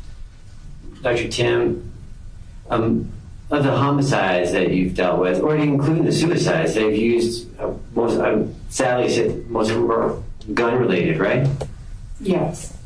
And those gun related, how many times have you seen a handgun used in either a homicide or a suicide? The majority. Majority. And when a handgun's used, in your opinion, back up, strike that. when you review a body from a handgun injury, you see the type of damage that handgun can cause, right? Yes. And you see the internal organs of the body too. I mean, you do the same kind of analysis, like in this case with the handgun injury, right? Yeah, gunshot wounds are processed in a similar fashion, yes. So you see the entry wound? Yes. You see the exit wound? Correct. And you see the damage inside the body? Yes. Right? Mm-hmm. You also have done cases with the shotgun? Yes. So you've seen the entry wound? Yes. You've seen the exit wound? Correct. And you also see damage within the body? Yes. You also have done cases with a rifle, right? Yes. You see the entry wound? Yes. Exit wound? Correct. And damage within the body? Yes. Are they different? They can be very different, yes. Can be very different. What's the difference between, say, a handgun versus a long gun? Long gun rifle wounds tend to be more devastating. They're higher power. So there's going to be more damage to the organs than just a handgun. It's a lower velocity. So they tend to be less destructive to the organs. And are you able to give a determination in this case by looking at it with your experience? Don't give me the determination yet, but are you able to give a determination on what type of weapon was used which caused the entry, exit, and damage within the body? The findings at autopsy are most consistent with a rifle. Sure. I didn't ask that, but I think I laid the foundation for the answer, Judge. May I take the witness on board iron? Ooh, get spicy here. Here we go. Voir dire.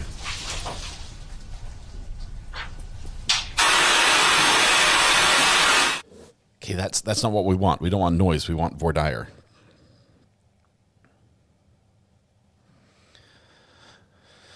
Oh, man. Okay. Let's turn it down just a tiny bit. Oh, nothing's relaxing as watching someone drink water while we listen to a waterfall.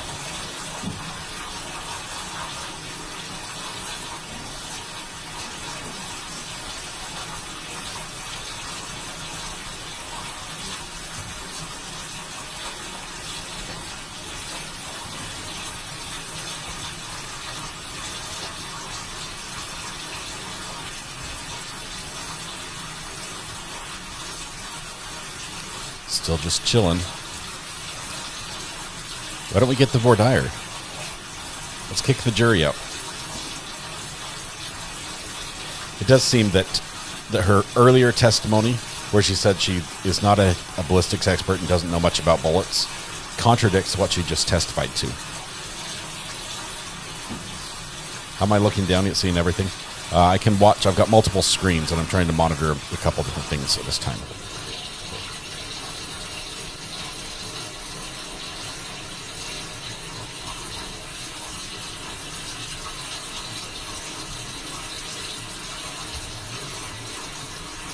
Still spiciness. Oops.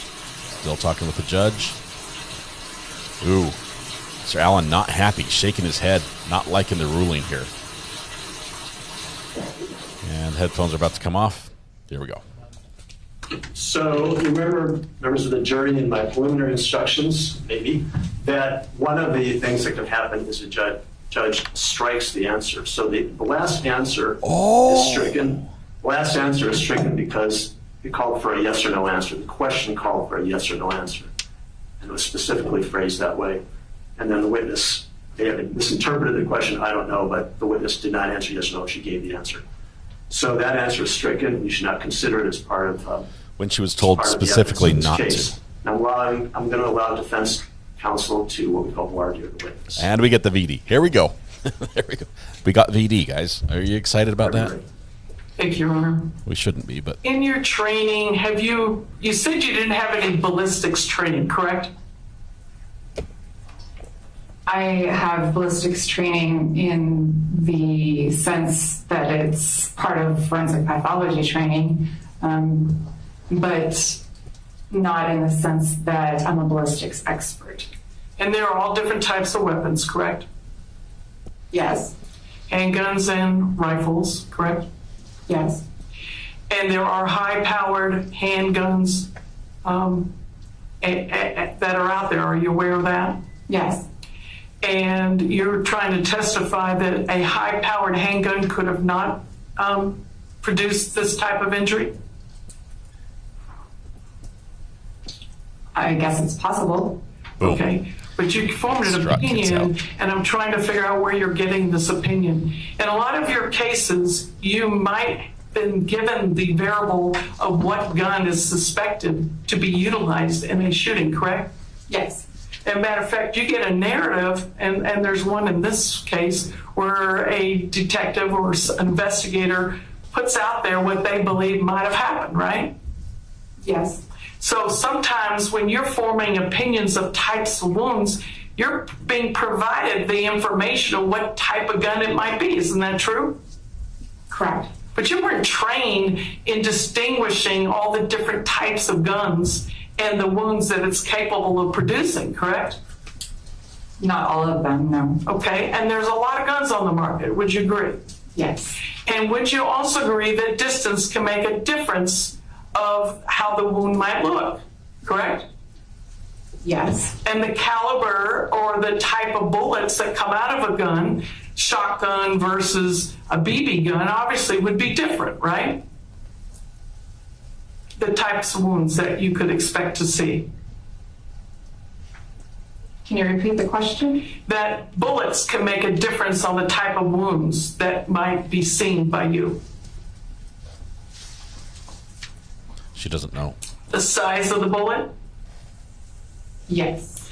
The state asked you about hollow point and different types of other bullets, right? Correct. And in this case, there is no bullet, is there? There's no retained bullet. You were not shown any bullet that came from this case, correct? Correct. And you didn't find a bullet, correct? Correct. So you have no idea if this is a high-powered, larger type of bullet from a handgun or from a long rifle or any other type of rifle, correct? Correct. So I will continue with my objection, Your Honor. And it's sustained. Could you ask the jurors to please disregard? I did. He said, I already did that. I told him. May I try? Objection sustained. Sustained, move on. Let me ask you a question, Dr. Tim.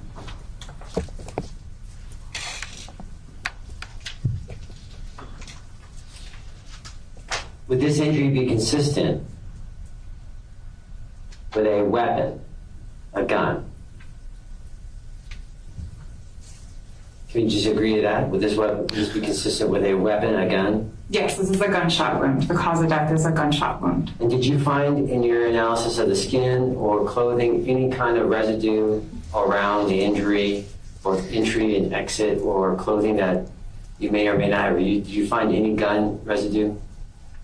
I did not notice any fouling or stippling on the surface of the skin at the time of examination, which is burnt and unburnt gunpowder. Typically seen in intermediate range gunshot wounds. So a gunshot wound in which there is a muzzle to target distance. I'm going to object. Is non-responsive. I believe that was the question, and she's going into her own narrative. I'll sustain it, but you can ask another question. So explain to it, once again, explain what stippling is, real quick, for the jury. Stippling is small punctate abrasions on the surface of the skin around an entrance gunshot wound in which it's an intermediate range, meaning the distance from muzzle to target is a few inches up to approximately 1.5 feet for most weapons. And there's no such 1.5 feet. I've heard 6 feet. Case. That's correct. And how about gunpowder residue or any of that, anything like that in this case? No. And what would that be indicative of if there was gunpowder residue on the skin? They're both seen in intermediate range gunshot wounds.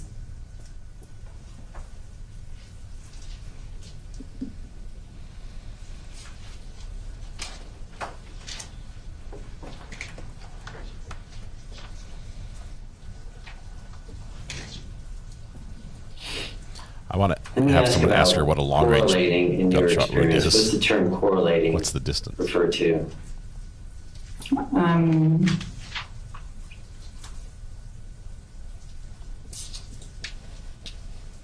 Bringing together information, seeing if it relates. And that's, so in this case, what kind of correlation do we do in this case when you look at an autopsy like this? What do you do? I mean, you're considering a bunch of data points. You're considering entry wound, exit wound, and all those things, right? Sorry. Just walk me through what kind of correlating would be happening in an autopsy like this. So the biggest thing is I'm looking for cause of death. So I'm going to look at the body. I might have a story as to how someone comes in and how the story fits with what I'm seeing on the body. Sometimes the story would be someone shot themselves, and I do the examination, and I think that doesn't really fit the story. So there needs to be further investigation. If the story was that this person was shot by someone else, I want to make sure that it's not, a contact gunshot wound was going to be more consistent with someone shooting themselves, or possibly no one considered that information. So we want to see that the story fits what we're looking at. And were you told anything about when the body comes in and you're asked to do an autopsy, were you told anything about the story in this case? I don't remember specifically the exact information that I received, but I would have had some information, yes. Do you remember it being inconsistent with your findings, the story being inconsistent with your findings? No. That's all the questions I have, Your Honor. She doesn't remember what information she received? Whoa. Siri found 27 calls for some reason. Hey, Siri, knock it off. Hey, stop it.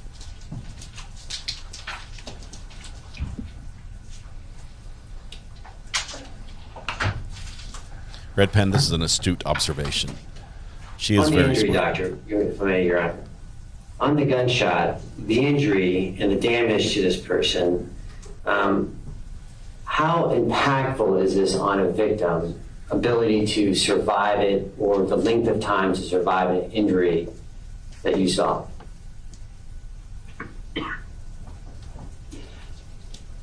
So there's injury to the major artery, right, the aorta, which is the vessel that carries oxygenated blood to the heart muscle itself. That was a good to the brain, to the muscles, to all of the vital organs. That right after it comes out of the heart. And there's a large laceration tear through that artery. So oxygenated blood isn't going to be reaching where it needs to reach. It's just going to be collecting outside of the normally closed system. So life can be sustained until the reserve is gone, which is, a cardiac cycle or so. Or an injury like this can be fatal pretty quickly. I wouldn't call it instantaneously lethal. Typically, when we think of instantaneous death, it involves the brainstem. So the respiratory and cardiac centers are all within the brainstem. If we have a gunshot wound that goes through a brainstem, it's considered pretty instantaneously incapacitated death occurring. Here it's going to be pretty quick because it's the very large artery that is injured, and the blood isn't going to be going where it's supposed to be going.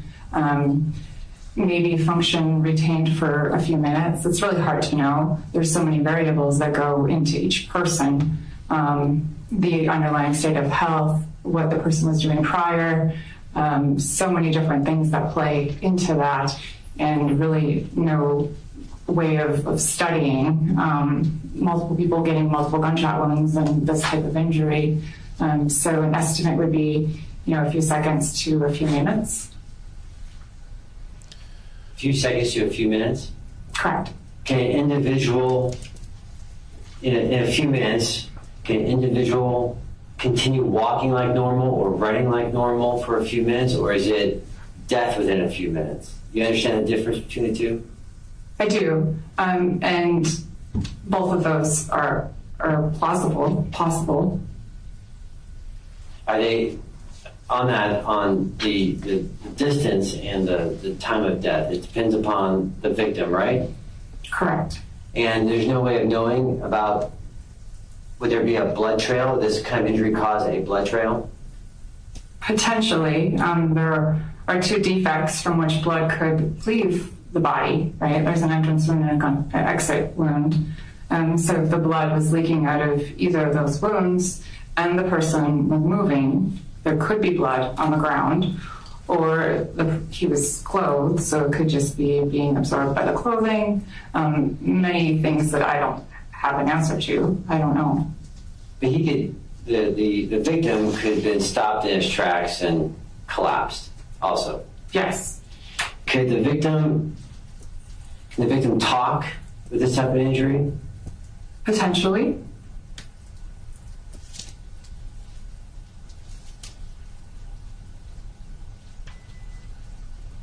That's all you're on. Thank you. Let me talk to counsel, please. Okay, let's turn this down. Let's see if we're going to take a lunch break or if we're going to start with cross-examination here.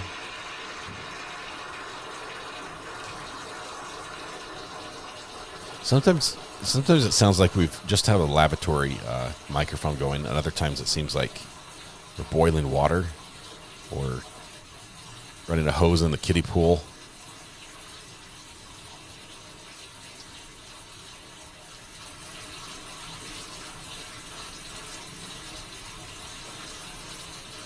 Thinking at times even I think I'm hearing like a southern, like a good old crayfish boil. Lav mic in the bathroom. This could be, but you've got like part of it's like the sink and part of it's maybe something else. There we go. Oh wow! Zoom in on the fancy machine. Well, it's time for lunch. Who's hungry? Good. Healthy appetites. All right. We're breaking a little early. Another judge has scheduled a hearing at 1 o'clock, and it requires a court reporter. So we're going to break a little bit early to give the court reporter a little extra time for rest. But we will recommence at 1:30. Please be in the jury room at that time. I'll excuse the jury, and I'll stay here with counsel. Have a good lunch. The jury's going to run. We're going to stick around for just a minute. Yeah. Literally, Emmy on the stand. It's time for lunch. Who's hungry? Whoa. Judge, we make the joke, not you. Let's see what the judge has to say with the counsel here really quickly.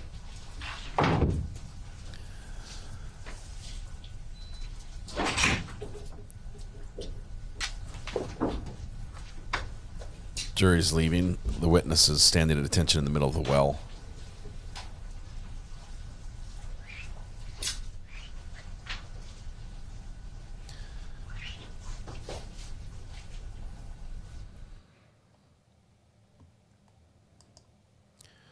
Okay, we need that sound back up.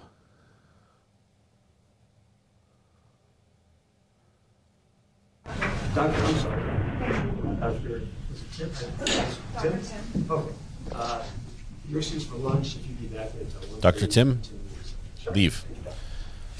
Dr. Tim's going to... Your Honor, speaking with counsel, cognizant that one counsel is not from Arizona, but we're trying to schedule a walkthrough or a preliminary walkthrough with counsel, with attorneys. And we're hoping... Walkthrough of what? The scene, the scene. And we're hoping, if the court's amenable to it, that the attorneys get together to go to the defendant's residence tomorrow morning. We start at 10:30 with the jury. It gives us an opportunity to go see the scene, report back and figure out, and then gives us an opportunity to address the court and talk about what's agreed and what's in conflict. So we're hoping to see if we can start court tomorrow at 10:30, because counsels and us are going to be busy working, going to the scene, look at the scene. Jury view. Your Honor, I'm aware of this conversation, and I know it's up to the court on the timing of this. Defense has seen it, but we are prepared to go out and allow the state to look at it. prior to the actual jurors going out, so we have no argument with that. And we were just trying to figure out the timing, and it was suggested by the state to do it at that time. If the court would agree, we would agree. Is there any other time? I mean, I really hate to use a trial time for that, especially since we talked about this before trial. I suggested to the parties that they do this before trial so we don't take up trial time. Is there any other time we can do this so that we don't? Well, it's not the jury. Time that we'd otherwise use for trial. We could do this weekend. I was just being courteous to counsel who just counsel plans. I was trying to be courteous to this. I thought you were here for the duration. Oh, I'm not going out of state. I just have family in different parts of Arizona, and I thought nothing was happening this weekend and arranged for my time to be in Phoenix. Since we have a 3-day weekend, I didn't realize that was going to be cut into.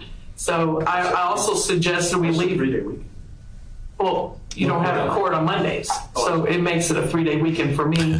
Since I'm in a hotel, I was scheduling something to do.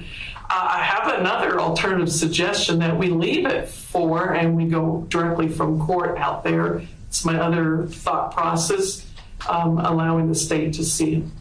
I like that better because it allows us to recess early. The hours between 3 and 5 are usually a snooze fest.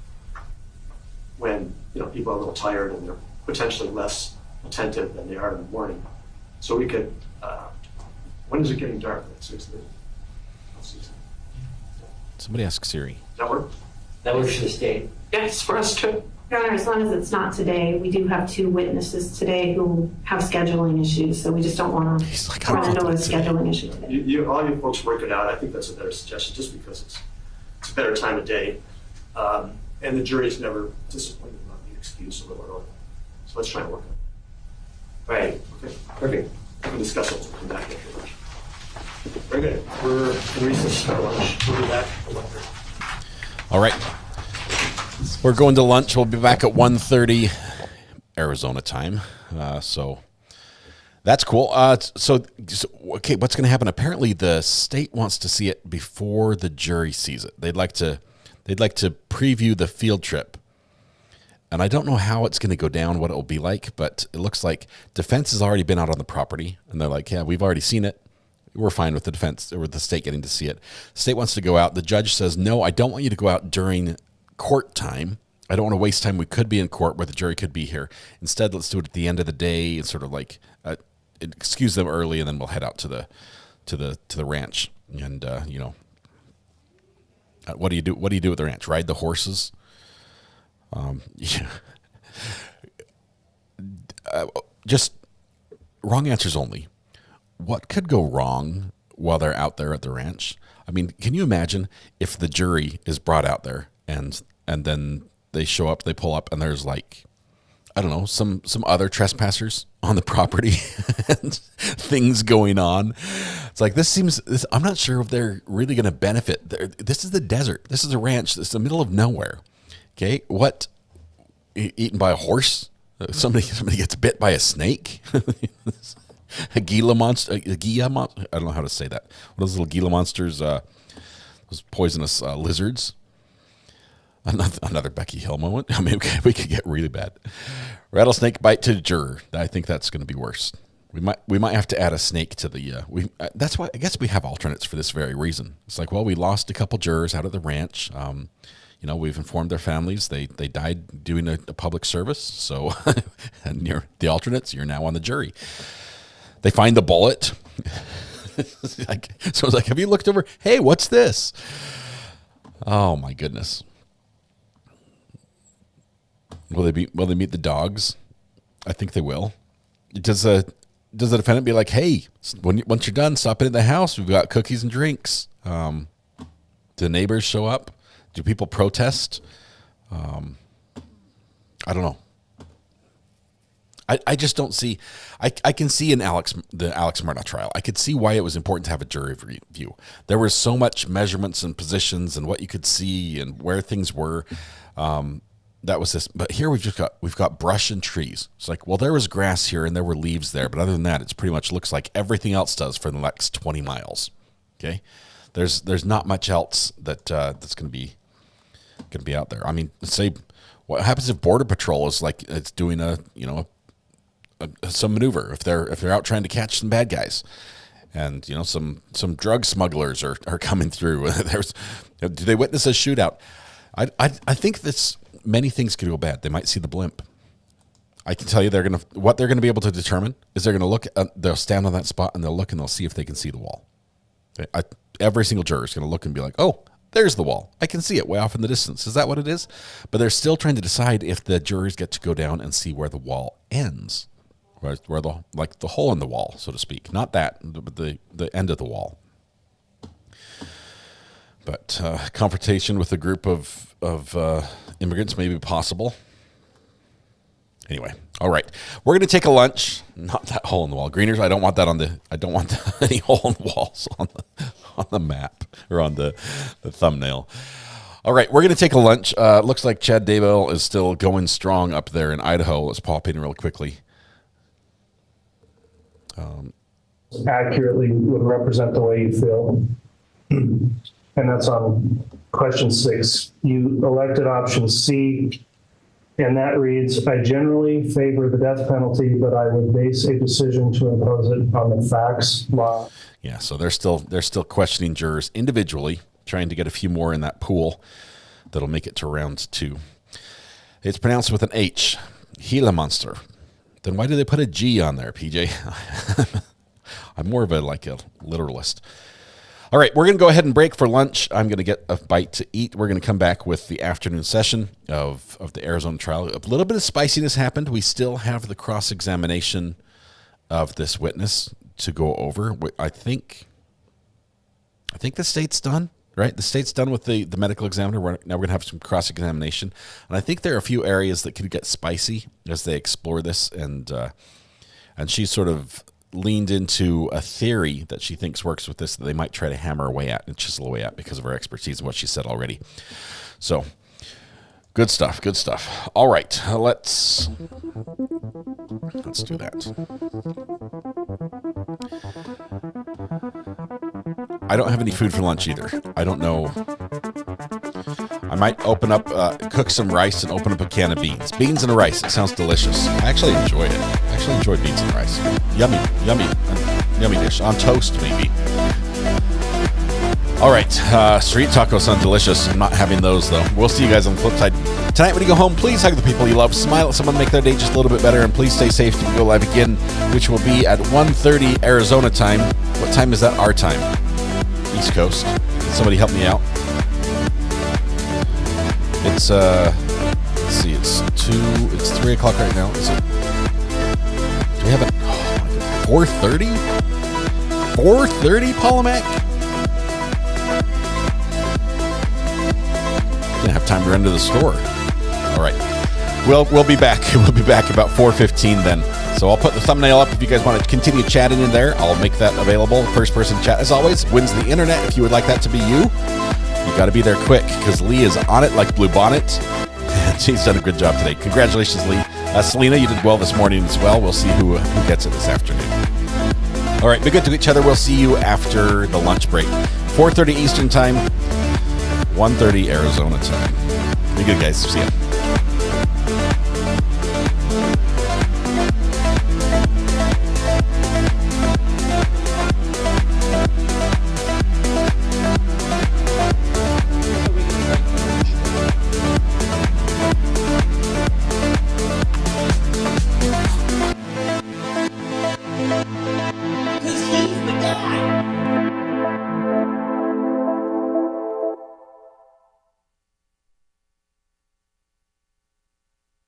Somebody just sent me a video of roaches fighting. I don't know who won.